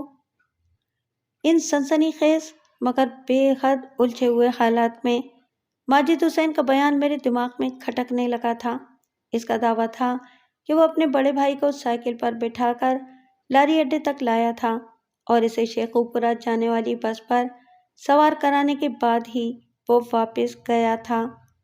یہاں پر سوال پیدا ہوتا تھا کہ کیا ماجد حسین غلط بیانی سے کام لے رہا تھا، یا لاری اڈے پر موجود تمام افراد نے 10 اکتوبر کی صبح اس وقت تک ایک ساتھ اپنی آنکھیں بند کر لی تھیں جب عادل حسین بس پر سوار ہو رہا تھا۔ اس سوال کا سیدھا اور کھرا جواب تو یہی تھا کہ درجن بھر لوگوں کو جھوٹ بولنے کی ضرورت نہیں تھی۔ اس کا ایک ہی مطلب تھا کہ ماجد حسین کچھ چھپانے کی کوشش کر رہا تھا۔ لاری اڈے پر روزی کمانے والے ان لوگوں سے میں فرداً پوچھ تاچھ کر چکا تھا، لیکن ابھی تک ماجد سے میری ملاقات نہیں ہو سکی تھی، حالانکہ میں اس کے گھر میں کافی وقت گزار کر آیا تھا۔ باہر کیف میں ماجد کے باپ کو یہ تاکید کر آیا تھا کہ وہ جیسے ہی گھر آئے اسے میرے پاس تھانے بھیج دے تاکہ میں اس سے بھی سوال جواب کر سکوں، اور یہ ملاقات اب ناگزیر ہو گئی تھی۔ میں واپس تھانے جانے کا ارادہ کر ہی رہا تھا کہ یامین جٹ نے آواز دے کر مجھے روک لیا۔ ابھی میں یہاں پر جو تفتیش کرتا پھر رہا تھا وہ یامین کی نگاہ سے اوجھل نہیں تھی، تاہم اس نے عقل مندی کا مظاہرہ کرتے ہوئے کار سرکار میں مداخلت کرنے کی غلطی نہیں کی تھی، اور جب میں اپنے کام سے فارغ ہو کر واپس جانے لگا تو اس نے مجھے مخاطب کیا تھا۔ میں اس کے نزدیک چلا گیا اور رسمی الیک سلیک کے بعد پوچھا، ہاں بھائی یامین، کیا خبریں ہیں؟ خبریں تو ساری کل والی ہی ہیں ملک صاحب، اس نے معنی خیز انداز میں جواب دیا، اور اس بات کا اندازہ تو آپ کو اپنی تازہ ترین تفتیش سے بھی ہو گیا ہوگا۔ ہاں تم ٹھیک کہہ رہے ہو، میں نے بوجھل آواز میں کہا۔ ان لوگوں میں سے کسی نے بھی 10 اکتوبر کی صبح فوجی جوان کو بس پر سوار ہوتے نہیں دیکھا۔ اب تو آپ کو میری بات کا یقین آ گیا ہوگا، اس نے شاکی لہجے میں کہا۔ تمہاری بات کا تو میں نے کل ہی یقین کر لیا تھا یامین، میں نے دل جوئی کرنے والے نرم انداز میں کہا، لیکن یہ بات میری سمجھ میں نہیں آ رہی کہ ماجد حسین نے غلط بیانی سے کام کیوں لیا ہے۔ جب کسی بھی شخص نے فوجی جوان کو بس پر سوار ہوتے نہیں دیکھا تو پھر اس کا چھوٹا بھائی ماجد اس بات پر مصر کیوں ہے کہ وہ 10 اکتوبر کی صبح عادل حسین کو بس پر چڑھانے کے بعد واپس گیا تھا؟ کیا اس حوالے سے آپ نے ماجد حسین سے پوچھ تاچھ کی ہے؟ یامین جٹ نے گہری سنجیدگی سے پوچھا۔ نہیں، میں نے نفی میں گردن ہلاتے ہوئے جواب دیا، ابھی تک ماجد سے میری ملاقات نہیں ہو سکی۔ ٹھیک ہے، وہ معتدل انداز میں بولا، کل صبح آپ تھوڑا سا وقت نکال کر ارشد بھٹی سے مل لیں۔ یہ ارشد بھٹی کون ہے؟ میں پوچھے بنا نہ رہ سکا۔ اس بس کا ڈرائیور جو صبح 8 اور 9 بجے کے درمیان سانگلہ ہل کے لاری اڈے پر آ کر رکتی ہے اور 10-15 منٹ کے اسٹاپ کے بعد وہ شیخ ابرا کی جانب روانہ ہو جاتی ہے، یامین جٹ نے جواب دیا۔ ایک ہی روٹ پر چلنے والے ڈرائیوروں اور کنڈکٹرز کا حافظہ بہت مضبوط ہوتا ہے، وہ اپنے مسافروں کو ان کے چہروں سے پہچاننے لگتے ہیں۔ مجھے امید ہے کہ ارشد بھٹی اور اس کا کیلنڈر فقیر حسین اس معاملے میں ضرور آپ کی مدد کریں گے۔ تمہارے اس مشورے میں جان ہے یامین، میں نے ستائشی انداز میں اسے کہا۔ وہ ترنت بولا، ملک صاحب، جان ہے تو جہان ہے، میں کل صبح ٹھیک 8:30 بجے یہاں پہنچ جاؤں گا۔ اگر مجھ سے پہلے ارشد بھٹی کی بس آ جائے تو تم نے اسے روک کر رکھنا ہے، میرا یہ کام کر لو گے نا؟ آخری جملہ ادا کرنے کے بعد میں نے سوالیہ نظر سے اس کی طرف دیکھا تو اس نے توانا لہجے میں کہا، کیوں نہیں جناب، آپ اس سلسلے میں بے فکر ہو جائیں، ارشد بھٹی اور اس کی بس کی کیا مجال ہے کہ وہ سانگلہ ہل کے تھانہ انچارج کے حکم کی تعمیل نہ کرے۔ یامین بھٹی نے کہا تھا کہ میں بے فکر ہو جاؤں، لہٰذا میں اس کی طرف سے مطمئن ہونے کے بعد تھانے لوٹ آیا۔ اس روز دن ڈھلنے تک مجھے 2 بندوں کا بڑی شدت سے انتظار تھا، ایک گمشدہ نائک کا چھوٹا بھائی ماجد حسین اور دوسرا میرا مخبر محمد بوٹا عرف چاچا بوٹا۔ میں نے بوٹا کو خاص طور پر تاکید بھی کی تھی کہ سورج غروب ہونے سے پہلے اسے میرے سامنے حاضر ہونا ہے، اور وہ بھی کسی مفید رپورٹ کے ساتھ، مگر وہ ابھی تک مفقود الخبر تھا۔ تاہم سورج ڈوبنے کو کوئی نہیں روک سکتا تھا، یہ کام میرے ہاتھ میں تھا اور نہ ہی بوٹا کے بس میں۔ 21 اکتوبر کا آفتاب مقررہ قدرتی وقت پر غروب ہو گیا، اپنے خالق کے حکم کی پیروی کرتے ہوئے۔ 22 اکتوبر جمعۃ المبارک کا دن کئی حوالے سے اہم اور سنسنی خیز ثابت ہوا تھا۔ میں حسب معمول تیار ہو کر تھانے آیا اور حوالدار کرم الہی کو میں نے اپنے کمرے میں بلا لیا۔ وہ مجھے سلام کر کے بیٹھ چکا تو میں نے پوچھا، ماجد حسین اور چاچا بوٹا کی کوئی خبر ہے؟ نہیں ملک صاحب، اس نے نفی میں گردن ہلاتے ہوئے جواب دیا، ان دونوں میں سے کسی نے تھانے میں قدم نہیں رکھا۔ ماجد تو ایک لاؤبالی اور غیر ذمہ دار نوجوان ہے، میں نے برا سا منہ بناتے ہوئے کہا، لیکن یہ تجربے کار بوٹا کہاں مر گیا ہے؟ اس نے پرسوں مجھ سے صرف 1 دن کی مہلت مانگی تھی اور یہ مہلت کل پوری ہو چکی، اسے ہر حال میں واپس آ جانا چاہیے تھا۔ ہو سکتا ہے کہ بوٹا کا کام مکمل نہ ہوا ہو، حوالدار نے خیال آرائی کی، ویسے وہ غیر ذمہ دار تو نہیں، مجھے لگتا ہے کہ وہ اپنا کام پورا کرنے میں لگا ہوگا۔ ٹھیک ہے، میں نے ایک گہری سانس خارج کرتے ہوئے اکتاہٹ بھرے انداز میں کہا، میں ذرا لاری اڈے تک جا رہا ہوں، ان میں سے کوئی بھی تھانے آئے تم نے اسے یہاں سے ہلنے نہیں دینا، میں تھوڑی دیر میں واپس آ رہا ہوں۔ سمجھ گیا ملک صاحب، کرم الہی نے معتدل انداز میں کہا۔ میں تھانے سے نکل آیا اور 8:30 بجے میں لاری اڈے پر موجود تھا۔ میں نے جیسے ہی یامین جٹ سے دعا سلام کی، ارشد بھٹی کی کھٹارہ بس وہاں پہنچ گئی۔ میں نے ارشد بھٹی اور اس کے کنڈکٹر فقیر حسین کو بس سے تھوڑے فاصلے پر لے جانے کے بعد اپنے اغراض و مقاصد سے آگاہ کیا اور پوچھا، تم دونوں اپنے دماغ پر زور دے کر مجھے بتاؤ کہ 10 اکتوبر کی صبح یعنی آج سے 12 دن پہلے عادل حسین نامی ایک فوجی جوان یہاں سے تمہارے بس پر سوار ہوا تھا یا نہیں؟ تھانے دار صاحب، یہ اکتوبر کا حساب میری سمجھ میں نہیں آتا۔ میری بات کو توجہ سے سننے کے بعد ارشد بھٹی نے بیزاری سے کہا، آپ اگر دیسی مہینے کی تاریخ بتائیں تو مجھے آسانی ہوگی۔ میں نے معتدل انداز میں جواب دیا، دیسی سال کے چھٹے مہینے کا آخری ہفتہ اور دن اتوار کا، تاریخ 25 یا 26۔ مجھے یاد آ گیا۔ کنڈکٹر فقیر حسین نے سرسراتی ہوئی انکشاف انگیز آواز میں اعلان کیا، آپ جس اتوار کی صبح کا ذکر کر رہے ہیں، اس دن ہم نے سانگلا ہل سے کسی بھی مسافر کو نہیں اٹھایا تھا۔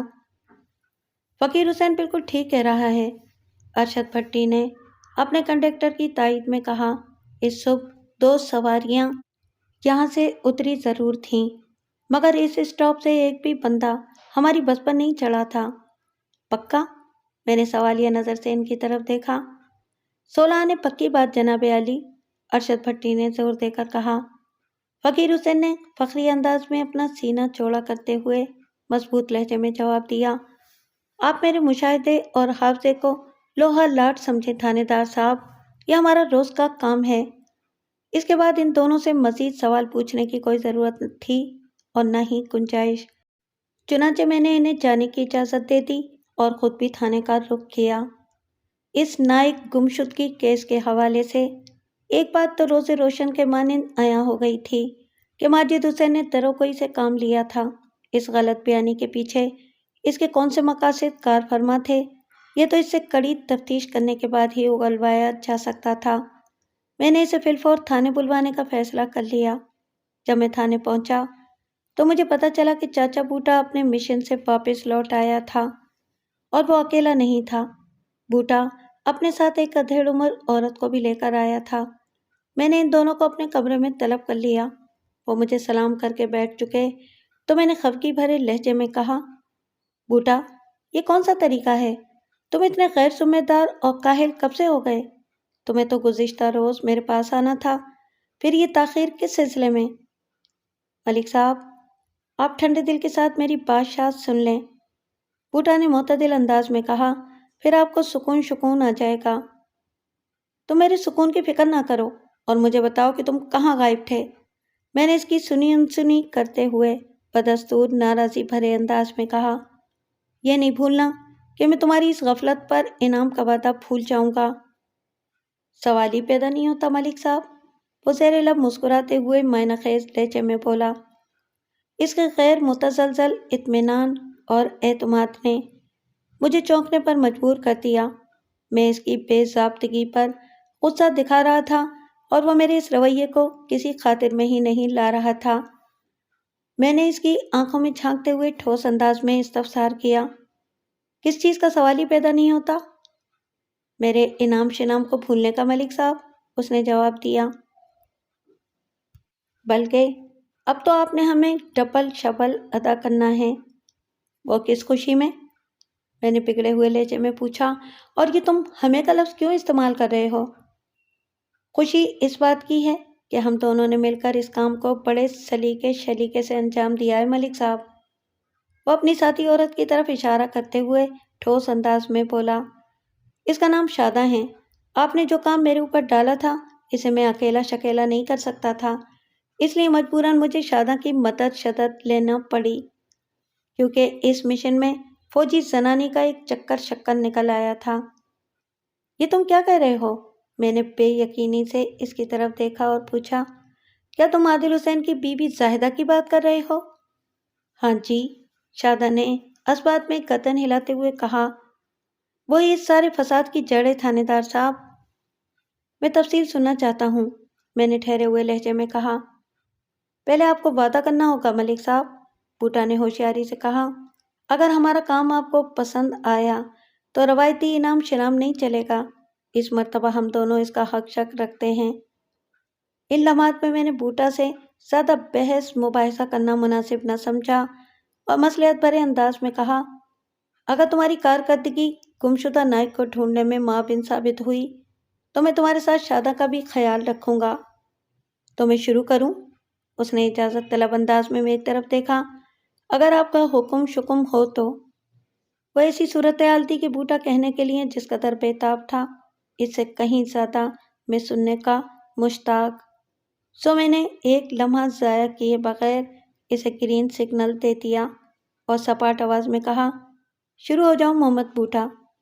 آئندہ 15 منٹ میں شادہ اور بوٹا نے مجھے اپنی کارکردگی کی جو رپورٹ دی وہ حیران کن اور رونگٹے کھڑے کر دینے والی تھی۔ میں یہاں پر اس کا خلاصہ پیش کرتا ہوں جس سے معاملہ آپ کی سمجھ میں آ جائے گا۔ ایک بات کی وضاحت کرتا چلوں کہ میں نے ان کی سنائی ہوئی کہانی کی تصدیق کرنے کے بعد ہی کوئی عملی قدم اٹھایا تھا۔ تصدیق کنندگان میں عادل حسین کے والدین اور اس کی اکلوتی بہن خالدہ کے نام شامل تھے۔ زاہدہ اور ماجد ایک دوسرے کو پسند کرتے تھے اور ان کی یہ چاہت عادل کی شادی سے پہلے چلی آ رہی تھی۔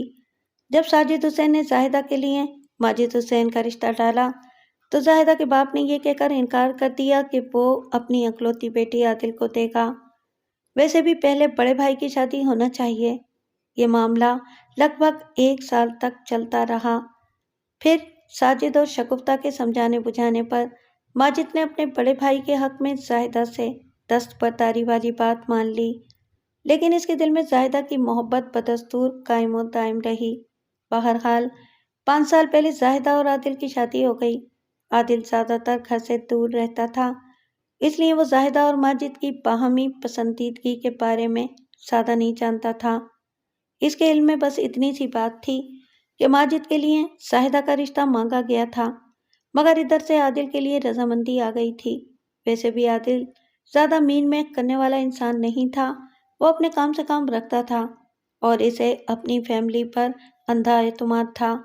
لیکن عملی زندگی میں بہت سے اتار چڑھاؤ آتے ہیں جن میں اگر انسان اپنی کان اور آنکھیں کھلے نہ رکھے تو کوئی بڑا طوفان بھی آ سکتا ہے، اور یہاں بھی ایسا ہی ہوا تھا۔ زاہدہ اور ماجد کی محبت کم ہونے کے بجائے کہیں زیادہ بڑھ گئی تھی۔ عادل کی عدم موجودگی میں انہیں قریب آنے کے مواقع آسانی سے ملنے لگے تھے۔ ساجد حسین اور شگفتہ اسے دیور بھابھی کی محبت سمجھ رہے تھے جس میں پاکیزگی کا ہونا بہت ضروری ہے، مگر یہاں تو کسی اور ہی نوعیت کے معاملات چل نکلے تھے۔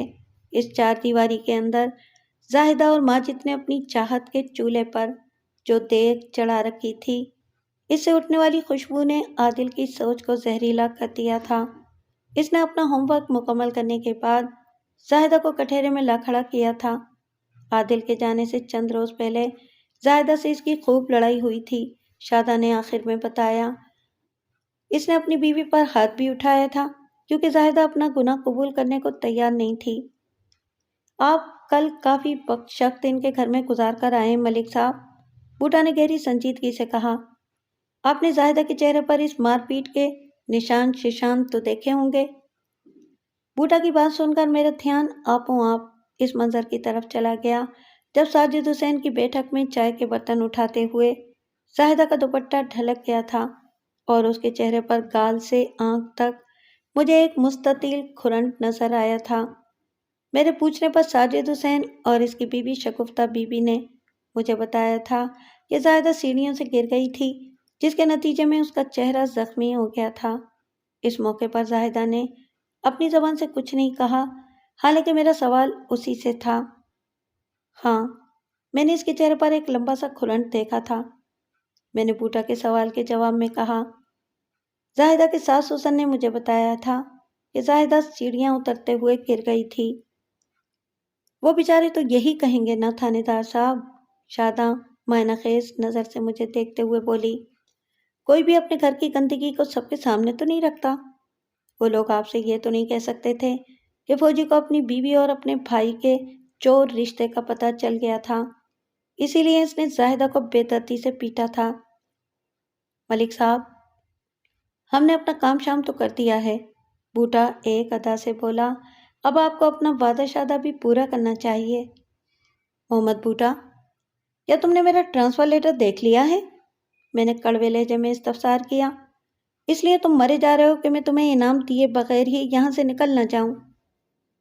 ایسی تو کوئی بادشاہت نہیں ہے ملک صاحب، وہ قدرے شرمندہ ہوتے ہوئے بولا۔ میں تو بس آپ کو آپ کا وعدہ یاد دلا رہا تھا۔ مجھے سب یاد ہے، اور تم دونوں کو بھی یاد رکھنا چاہیے کہ میں نے گمشدگی کے ایک معاملے میں تمہاری خدمات سے استفادہ کرنے کی کوشش کی تھی۔ میں نے دو ٹوک انداز میں ان پر واضح کر دیا۔ زاہدہ اور ماجد حسین کی غیر اخلاقی تعلقات والی کہانی میں گمشدہ عادل حسین کہاں ہے؟ کیا تم لوگوں نے مجھے کوئی ایسی اہم بات بتائی جس کی مدد سے میں لاپتہ فوجی کا سراغ لگا سکوں؟ ہم نے اپنی سی پوری کوشش کر کے آپ کو خفیہ معلومات فراہم کی ہیں تھانے دار صاحب، شادہ نے معتدل انداز میں کہا۔ اس سے آگے تو آپ کا کام شروع ہوتا ہے۔ میں بھی تو تم لوگوں کو یہی سمجھانے کی کوشش کر رہا ہوں۔ اللہ کے بندو، میں نے ایک ایک لفظ پر دباؤ ڈالتے ہوئے کہا، تم لوگوں کا کام ختم اور میرا کام شروع۔ میں کہیں بھاگا نہیں جا رہا، ذرا مجھے ہاتھ پاؤں کھولنے دو۔ میں جیسے ہی عادل حسین کی کھوج میں کوئی بڑی کامیابی حاصل کروں گا تو میں تھانے بلا کر انعام دے دوں گا۔ حوصلہ رکھو اور دل چھوٹا نہ کرو۔ وہ دونوں بددلی سے میرا شکریہ ادا کر کے مجھے سلام کیے بغیر رخصت ہو گئے۔ اس امر میں کسی شک و شبے کی گنجائش نہیں کہ محمد بوٹا اور شادہ کی باہمی کاوش گمشدہ فوجی جوان کو تلاش کرنے میں خاصی مفید ثابت ہو سکتی تھی، لیکن میں نے اس افادیت کو سرے دست ان پر کھولنا مناسب نہیں سمجھا، ورنہ وہ انعام کے حصول کے لیے پسر جاتے اور میری جیب ڈھیلی کیے بغیر وہاں سے ہٹنے کا نام نہ لیتے۔ میں میری جیب کے الفاظ اس لیے استعمال کر رہا ہوں کہ مخبروں اور کھوجیوں کی خدمات کا صلہ تھانہ انچارج کو اپنی جیب خاص سے ادا کرنا پڑتا ہے، کیونکہ اس سروس کے لیے ہمارے زمانے میں ڈپارٹمنٹ نے کوئی بجٹ نہیں رکھا تھا۔ آج کل کا مجھے پتہ نہیں۔ زاہدہ کے چہرے پر دکھائی دینے والا کھرنٹ اور اس کے حوالے سے ساجد حسین اور شگفتہ بی بی کی سنائی ہوئی کہانی میں مجھے کوئی تال میل نظر نہیں آتا تھا۔ یہ معاملہ کل بھی مجھے ہضم نہیں ہوا تھا، اور آج اس مخبر جوڑے کی رپورٹ نے تو میرے تن بدن میں سنسنی سی دوڑا دی تھی۔ ان لمحات میں میرا تھانے دارانہ ذہن بہت دور تک سوچ رہا تھا، اور یہ ولولہ انگیز سوچ مجھے فوری عمل پر اکسا رہی تھی۔ 22 اکتوبر جمعے کی شام۔ ماجد حسین میرے تھانے کے حوالات میں بند تھا۔ اس آوارہ گرد کو یہاں تک پہنچانے کے لیے مجھے جمعے کی نماز کے بعد ایک مرتبہ پھر چکبتی جانا پڑا تھا، اور اس بار وہ مجھے گھر کے اندر مل گیا تھا۔ میں نے فوراً سے پیشتر اسے آہنی زیور پہنا دیا تھا۔ تھانے دار صاحب، ماجد کی گرفتاری پر ساجد حسین نے احتجاجی انداز میں مجھ سے پوچھا تھا، آپ نے ماجد کو ہتھکڑی کیوں لگائی ہے؟ میرا ایک بیٹا گم ہو گیا ہے اور دوسرے کو آپ نے گرفتار کر لیا ہے، شگفتہ بی بی نے بھی روحانسی آواز میں کہا۔ یہ تو سراسر ناانصافی ہے، آپ ہمیں کس گناہ کی سزا دے رہے ہیں؟ کوئی سوال نہیں، صرف جواب، میں نے تہکمانہ لہجے میں کہا، ورنہ ماجد کے ساتھ ہی میں تم دونوں اور تمہاری بہو کو بھی ہتھکڑیاں لگا کر اپنے ساتھ لے جاؤں گا، پھر سڑتے رہنا جیل میں سب ایک ساتھ۔ آخر ہم نے کیا کیا ہے؟ ساجد حسین پوچھے بنا نہ رہ سکا۔ کم از کم ہمارا قصور تو بتا دیں تھانے دار صاحب۔ میں نے کہا نا، سوال نہیں۔ کیا میری بات تمہاری سمجھ میں نہیں آئی؟ میں نے غصیلی نظر سے باری باری ان دونوں کو گھورا اور کہا، پہلے زاہدہ کو یہاں بلاؤ، پھر میں بتاتا ہوں کہ تم لوگوں نے میرے ساتھ کتنا بڑا دھوکہ کیا ہے۔ وہ پائے رفتن نہ جائے ماندن ایسی صورتحال میں گھر گئے تھے۔ میرے حکم کی تعمیل کے سوا ان کے پاس کوئی چارہ کار نہیں تھا، سو اگلے 1 منٹ میں زاہدہ بھی میری نگاہ کے سامنے موجود تھی۔ میری بات دھیان سے سنو، میں نے ٹھہرے ہوئے لہجے میں کہا، میں جس سے جو بھی سوال کروں گا اس کا ایک دم درست جواب دینا ہے۔ اگر تم لوگوں نے کسی غلط بیانی سے کام نہیں لیا تو میں تمہارے گزشتہ روز والے جھوٹ کو معاف کر دوں گا۔ بات سمجھ میں آ رہی ہے نا؟ ساجد حسین اور شگفتہ بی بی نے اس بات میں سر ہلا دیا، جبکہ زاہدہ چپ چاپ کھڑی رہی۔ اس نے آج بھی اپنے آدھے چہرے کو دوپٹے سے ڈھانپ رکھا تھا، لیکن اب میں اس پردہ داری کا راز جان چکا تھا۔ اپنے چہرے کو کھولو پردہ بیگم، میں نے زاہدہ کی طرف دیکھتے ہوئے طنزیہ لہجے میں کہا۔ لمحاتی ہچکچاہٹ کے بعد اس نے میری بات مان لی۔ کیا عادل کی شادی سے پہلے تم لوگوں نے ماجد کا رشتہ مانان والا زاہدہ کے گھر میں زاہدہ کے لیے ڈالا تھا؟ میں نے بیک وقت ان میاں بیوی سے سوال کیا۔ جی ہاں، وہ بیک زبان بولے۔ کیا یہ سچ ہے کہ ماجد اور زاہدہ ایک دوسرے کو پسند کرتے تھے، اسی لیے تم نے ماجد کے لیے زاہدہ کا رشتہ مانگا تھا؟ میں نے پوچھا۔ لیکن زاہدہ کے باپ نے ماجد کے بجائے عادل کے لیے ہاں کر دی۔ اس طرح آج سے 5 سال پہلے زاہدہ اور عادل کی شادی ہو گئی۔ جی یہ سچ ہے، ساجد حسین نے جواب دیا۔ زاہدہ کا باپ ماجد کے لیے راضی نہیں ہوا تھا، اس لیے ہم نے عادل کی شادی کر دی تھی۔ زاہدہ سے عادل کی شادی ہو گئی، لیکن اس مقدس رشتے کے باوجود بھی ماجد اور زاہدہ کا پیار اس گھر کی 4 دیواری کے اندر پھلتا پھولتا اور بڑھتا رہا۔ میں نے زہر خند لہجے میں کہا۔ کافی عرصے تک یہ گھناؤنا کھیل جاری رہا۔ بالآخر عادل کو دیور بھابھی کے اس جوڑ رشتے کی خبر ہو گئی اور اس نے اپنی بیوی سے انکوائری کی۔ چند روز پہلے واپس جانے سے پہلے عادل نے زاہدہ کو زد و کوب بھی کیا تھا، جس کے نشانات زاہدہ کے چہرے پر اب بھی کھرنٹ کی صورت میں موجود ہیں۔ میں غلط تو نہیں کہہ رہا نا؟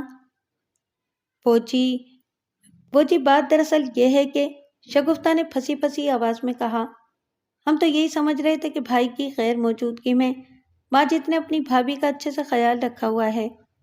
ہمیں کیا پتا تھا کہ ان کے بیچ کچھ اور ہی چل رہا ہے۔ حالانکہ عادل سے پہلے تم دونوں میاں بیوی کو اس شرمناک گڑبڑ کی خبر ہو جانا چاہیے تھی، کیونکہ تم جانتے تھے کہ ماجد اور زاہدہ کے درمیان پسندیدگی اور پیار محبت کا ناتا ہے۔ میں نے کڑوے لہجے میں کہا۔ پھر زاہدہ سے پوچھا، کیا تم اس بات سے انکار کر سکتی ہو کہ تم نے اپنے سیدھے سادھے اور معصوم شوہر سے بے وفائی کی ہے؟ جی، وہ ہکلائی۔ یہ میری بے وقوفی اور سنگین غلطی تھی۔ وہ اپنے دونوں ہاتھ میرے سامنے جوڑتے ہوئے التجائیہ انداز میں بولی، آپ کسی طرح عادل کو ڈھونڈ نکالیں، میں اس کے قدموں میں گر کر معافی مانگوں گی۔ وہ بہت اچھا انسان ہے، مجھے یقین ہے کہ وہ ضرور مجھے معاف کر دے گا۔ میں پچھلے 3 دن سے تمہارے گمشدہ شوہر کو تلاش کرنے کی مہم ہی میں لگا ہوا ہوں، میں نے زاہدہ کی آنکھوں میں دیکھتے ہوئے معنی خیز انداز میں کہا، اور آج صبح مجھے ایک ایسا سراغ ملا ہے جس کی انگلی تھام کر میں عادل حسین تک پہنچ سکتا ہوں۔ اسی لیے لمحاتی توقف کر کے میں نے زیر حراست ماجد حسین کی طرف دیکھا اور پھر ان الفاظ میں اضافہ کر دیا، اسی لیے میں اس سراغ کو اپنے ساتھ لے کر جا رہا ہوں۔ ماجد کا عادل کی گمشدگی سے کیا تعلق ہے تھانے دار صاحب؟ ساجد حسین نے حد درجہ حیرت بھرے لہجے میں مجھ سے پوچھا۔ عادل کو ماجد ہی نے گم کیا ہے چاچا، میں نے حتمی لہجے میں کہا۔ میری تحقیق یہ بتاتی ہے کہ 10 اکتوبر کی صبح ماجد اپنے بڑے بھائی عادل کو لاری اڈے لے کر ہی نہیں گیا تھا۔ اس کمبخت نے عادل حسین کے ساتھ کیا کیا ہے، یہ کہانی میں اسی کی زبانی سنوں گا، مگر یہاں نہیں بلکہ تھانے جا کر۔ میں نے چک بتی کی طرف آتے ہوئے اپنے تھانے کی حوالات سے یہ وعدہ کیا تھا کہ میں آج ایک ایسے خوں آشام بھیڑیے کو لے کر آ رہا ہوں جس نے اپنے ماں جائز سگے بھائی کو بھی نہیں چھوڑا۔ ہمارے درمیان یہ گرما گرمی چلی رہی تھی کہ ساجد حسین کی اکلوتی بیٹی خالدہ بھی اپنے شوہر فاروق کے ساتھ وہاں پہنچ گئی۔ ان سب نے اپنی اپنی بساط اور عقل کے مطابق مجھے روکنے کی کوشش کی تھی، لیکن میں نے کسی کی ایک نہیں سنی اور ماجد حسین کو اپنے ساتھ تھانے لے آیا تھا، اور اب وہ حوالات میں بند تھا۔ میں نے اس کی خصوصی خاطر مدارات کے لیے کرم الہی کو زحمت دی۔ کرم الہی نے آدھے گھنٹے سے بھی پہلے ماجد کی بند زبان کا قفل کھول ڈالا۔ گمشدہ نائک عادل حسین کے ناانصاف بھائی نے جو بیان دیا اس کا خلاصہ میں اسی کی زبانی آپ کی خدمت میں رکھتا ہوں۔ میں نے جو بھی کیا اسے میں ٹھیک نہیں کہوں گا تھانے دار صاحب، لیکن اس میں صرف میری ہی نہیں بلکہ زاہدہ کی مرضی بھی شامل تھی، اس نے مجھے بتایا۔ بہرحال 10 اکتوبر کی صبح میں بھائی کو اپنی سائیکل پر بٹھا کر لاری اڈے چھوڑنے اور بس پر سوار کرانے کے لیے گھر سے نکلا تھا۔ ابھی ہم راستے ہی میں تھے کہ بھائی نے مجھ سے کہا، ماجد اپنی سائیکل کو جنگل کی طرف لے لو، اگر ہم نے لاری اڈا پہنچنے میں دیر کر دی تو شیخ اوپرا جانے والی بس نکل جائے گی میں نے کہا، اور پھر آپ اگلی صبح ہی جا سکیں گے۔ مجھے تم سے چند ضروری باتیں کرنا ہے، بھائی نے خشک لہجے میں کہا، جو بس پکڑنے کی بنسبت کہیں زیادہ اہم ہیں۔ میں جو کہہ رہا ہوں وہ کرو۔ بھائی نے بالکل فوجیوں کی طرح مجھے حکم دیا تھا۔ میں نے چپ چاپ سائیکل کو جنگل میں داخل کر دیا۔ سچ پوچھے تو میں دل میں بہت ڈر رہا تھا۔ زاہدہ نے مجھے بتا دیا تھا کہ وہ بھائی کے سامنے اپنے گناہ کا اعتراف کر چکی ہے۔ مجھے لگا بھائی جنگل کے اندر لے جا کر مجھے قتل کر دے گا۔ زاہدہ کے ساتھ مار پیٹ کرنے کے بعد بھائی نے مجھ سے کسی قسم کی پوچھ تاچھ نہیں کی تھی۔ ان کی پراسرار خاموشی مجھے پچھلے چند روز سے دہلا رہی تھی، اور اب وہ مجھے جنگل کے اندر لے آئے تھے۔ سمجھیں، میری تو جیسے جان ہی نکلی جا رہی تھی۔ جنگل میں کافی آگے آنے کے بعد بھائی نے مجھے رکنے کا حکم دیا اور اپنے بیگ میں سے ایک بند لفافہ نکال کر مجھے تھمانے کے بعد سپاٹ آواز میں کہا، غلطی تمہاری یا زاہدہ کی نہیں، بلکہ سارا قصور میرا ہے۔ جب میں یہ جان چکا تھا کہ تم دونوں ایک دوسرے کو چاہتے ہو تو مجھے تمہارے درمیان سے ہٹ جانا چاہیے تھا۔ خیر، دیر ہی سہی، مگر میں نے بالآخر ایک درست فیصلہ کر لیا ہے۔ ذرا دیر کو رک کر انہوں نے بند لفافے کی طرف اشارہ کیا، پھر اپنی بات کو آگے بڑھاتے ہوئے کہا، میں نے زاہدہ کو ازدواجی بندھن سے آزاد کر دیا ہے۔ اس لفافے میں اس کا طلاق نامہ بند ہے۔ تم میرے جانے کے بعد زاہدہ سے شادی کر لینا اور راضی خوشی رہنا، اور اپنے بچے کا بہت زیادہ خیال رکھنا۔ زاہدہ تسلیم کر چکی ہے کہ سفیان میرا نہیں تمہارا بیٹا ہے۔ یہ تمام کڑوے حقائق جان لینے کے بعد میں تم لوگوں کے بیچ نہیں رہ سکتا۔ تم اب واپس جاؤ اور سب سے یہی کہنا کہ تم نے مجھے شیخو پورہ جانے والی بس پر سوار کرا دیا ہے۔ تھانے دار صاحب، میں نے وہی کیا جو بھائی نے مجھے کرنے کو کہا۔ اپنے بیان کے اختتام پر ماجد نے کہا، تم نے عادل سے یہ نہیں پوچھا کہ وہ کہاں جا رہا ہے؟ میں نے ایک گہری سانس خارج کرتے ہوئے استفسار کیا۔ پوچھا تھا، وہ ندامت بھرے لہجے میں بولا۔ پھر اس نے کیا جواب دیا؟ اس نے کہا کہ میں ضیاء سے ملنے جا رہا ہوں۔ یہ ضیاء کون ہے؟ میں نے اضطراری لہجے میں پوچھا۔ میں اس بندے کے بارے میں کچھ نہیں جانتا تھانے دار صاحب، اس نے معذرت خانہ انداز میں کہا۔ میں نے یہ نام پہلے کبھی نہیں سنا تھا۔ عادل نے تمہیں جو لفافہ دیا تھا وہ اس وقت کہاں ہے؟ میں نے پوچھا۔ وہ گھر کے اندر میرے صندوق میں رکھا ہوا ہے۔ کیا تم نے اس لفافے کو کھول کر دیکھا تھا؟ نہیں، اس نے نفی میں گردن ہلا دی۔ اگلی صبح میں نے چک بتی سے مذکورہ لفافہ منگوا کر چیک کیا تو وہ واقعتاً زاہدہ کا طلاق نامہ ہی تھا، لیکن میں نے آنکھیں بند کر کے ماجد کی سنائی ہوئی کہانی پر یقین نہیں کیا، اور آئندہ 2 روز تک میں نے کانسٹیبل نصیر باجوہ اور احمد علی کو اپنے ساتھ رکھ کر جنگل کے اندر گمشدہ فوجی جوان کو کھوجنے کی کوشش کی۔ مجھے شک تھا کہ ماجد نے عادل کو فنا کے گھاٹ اتارنے کے بعد کہیں پھینک دیا ہے، لیکن تلاشیں بسیار کے باوجود بھی میں زندہ یا مردہ نائک کو ڈھونڈنے میں کامیاب نہ ہو سکا۔ 1 ہفتے کے بعد گجرانوالہ چھاونی سے حوالدار شبیر حسین اور 2 سولجرز دوبارہ مجھ سے ملنے سانگلہ ہل آئے۔ میں نے نہایت مؤثر الفاظ میں شبیر حسین کو صورتحال سے آگاہ کر دیا۔ اس نے توجہ سے میری بات سنی اور طلاق نامے والا کاغذ بھی بغور دیکھا۔ اس دوران میں گہری نظر سے شبیر حسین کو دیکھتا رہا تھا۔ بلا شبہ وہ عادل کی ہینڈ رائٹنگ کا تجزیہ کرنے میں مصروف تھا۔ لگ بھگ 3 منٹ کی مغز ماری اور نگاہ سوزی کے بعد اس نے فیصلہ کن لہجے میں کہا، یہ تحریر تو ہمارے نائک ہی کی ہے۔ آگے کیا کرنا ہے؟ میں نے پوچھا۔ آپ نے کافی کچھ کر لیا، وہ سوچ میں ڈوبے ہوئے لہجے میں بولا۔ اب ہماری باری ہے ملک صاحب۔ ماجد کے ساتھ کیا سلوک کروں؟ میں نے پوچھا۔ اسے ہم آپ کی ثوابدید پر چھوڑ کر جا رہے ہیں، اس نے حتمی لہجے میں کہا۔ آپ کو جو مناسب لگے وہی کریں، یہ آپ کا کیس ہے، ہم اپنا کیس نمٹانے جا رہے ہیں۔ اللہ حافظ۔ فوجی بھائیوں کا ایک اپنا انداز ہوتا ہے، جب وہ اپنی کہہ رہے ہوتے ہیں تو سامنے والے کی نہیں سنتے، اس لیے میں نے بھی شبیر حسین سے جرا یا بحث کی ضرورت محسوس نہیں کی، اور آئندہ روز ماجد حسین کو آزاد کرنے کے بعد اس کیس کو داخل دفتر کر دیا، اور ہاں، زاہدہ کی طلاق والا لفافہ میں نے ماجد کو دے دیا تھا۔ اگرچہ میں نے اس کیس کو بند کر دیا تھا، لیکن آرمی نے اپنے نائک کی تلاش جاری رکھی تھی۔ پورے پاکستان کی چھاؤنیوں کو خصوصی احکامات کے ساتھ سرگرم کر دیا گیا تھا۔ بالآخر 1 سال کے بعد انہیں اپنے مقصد میں کامیابی مل گئی۔ خانقاہوں، درگاہوں اور اولیاء کرام کی دھرتی ملتان میں عادل حسین کو ڈھونڈ لیا گیا۔ پاک آرمی کی ایک ٹیم نے اسے واپس فوج میں لانے کی اپنی سی کوشش کر کے دیکھ لی، مگر وہ ٹس سے مس نہ ہوا۔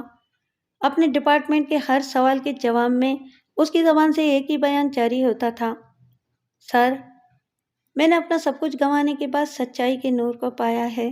خدا را مجھ سے ضیاء کا نور تو نہ چھینے۔ آپ کو اپنی دنیا مبارک ہو۔ میں اپنی دنیا میں خوش ہوں۔ میری دنیا میں ایک میں ہوں اور ایک وہ حق جس کی ضیاء مجھے یہاں کھینچ کر لائی ہے۔ عادل حسین کی برہان کو چیلنج کرنا مناسب تھا اور نہ ہی ممکن۔ میں اس سلسلے میں کچھ نیا نہیں کہہ سکتا، کیونکہ حکیم الامت ڈاکٹر علامہ اقبال نے ضرب کلیم میں اس مضمون کو بڑی کاریگری سے باندھ رکھا ہے: یہ مال و دولت دنیا، یہ رشتہ و پیوند، بتانے وہم و گماں، لا الہ الا اللہ۔ ہاں، یہ جاننا آپ کا حق ہے کہ ماجد اور زاہدہ کا کیا بنا۔ بہت ہی سادہ سا جواب ہے کہ عدت کی مدت پوری کرنے کے بعد زاہدہ نے ماجد سے شادی کر لی تھی۔ پاک آرمی نے عادل حسین کی بازیابی کی خبر اس وعدے کے ساتھ مجھ سے شیئر کی تھی کہ میں ماجد اور زاہدہ یا ساجد اور شگفتہ کو اس بارے میں کچھ نہیں بتاؤں گا۔ اگرچہ یہ کوئی آسان کام نہیں تھا، لیکن میں نے اپنا وعدہ نبھا دیا تھا۔ آسانی کی تلاش میں رہنے والے اپنی مشکلات کو بڑھانے کے سوا کچھ نہیں کرتے۔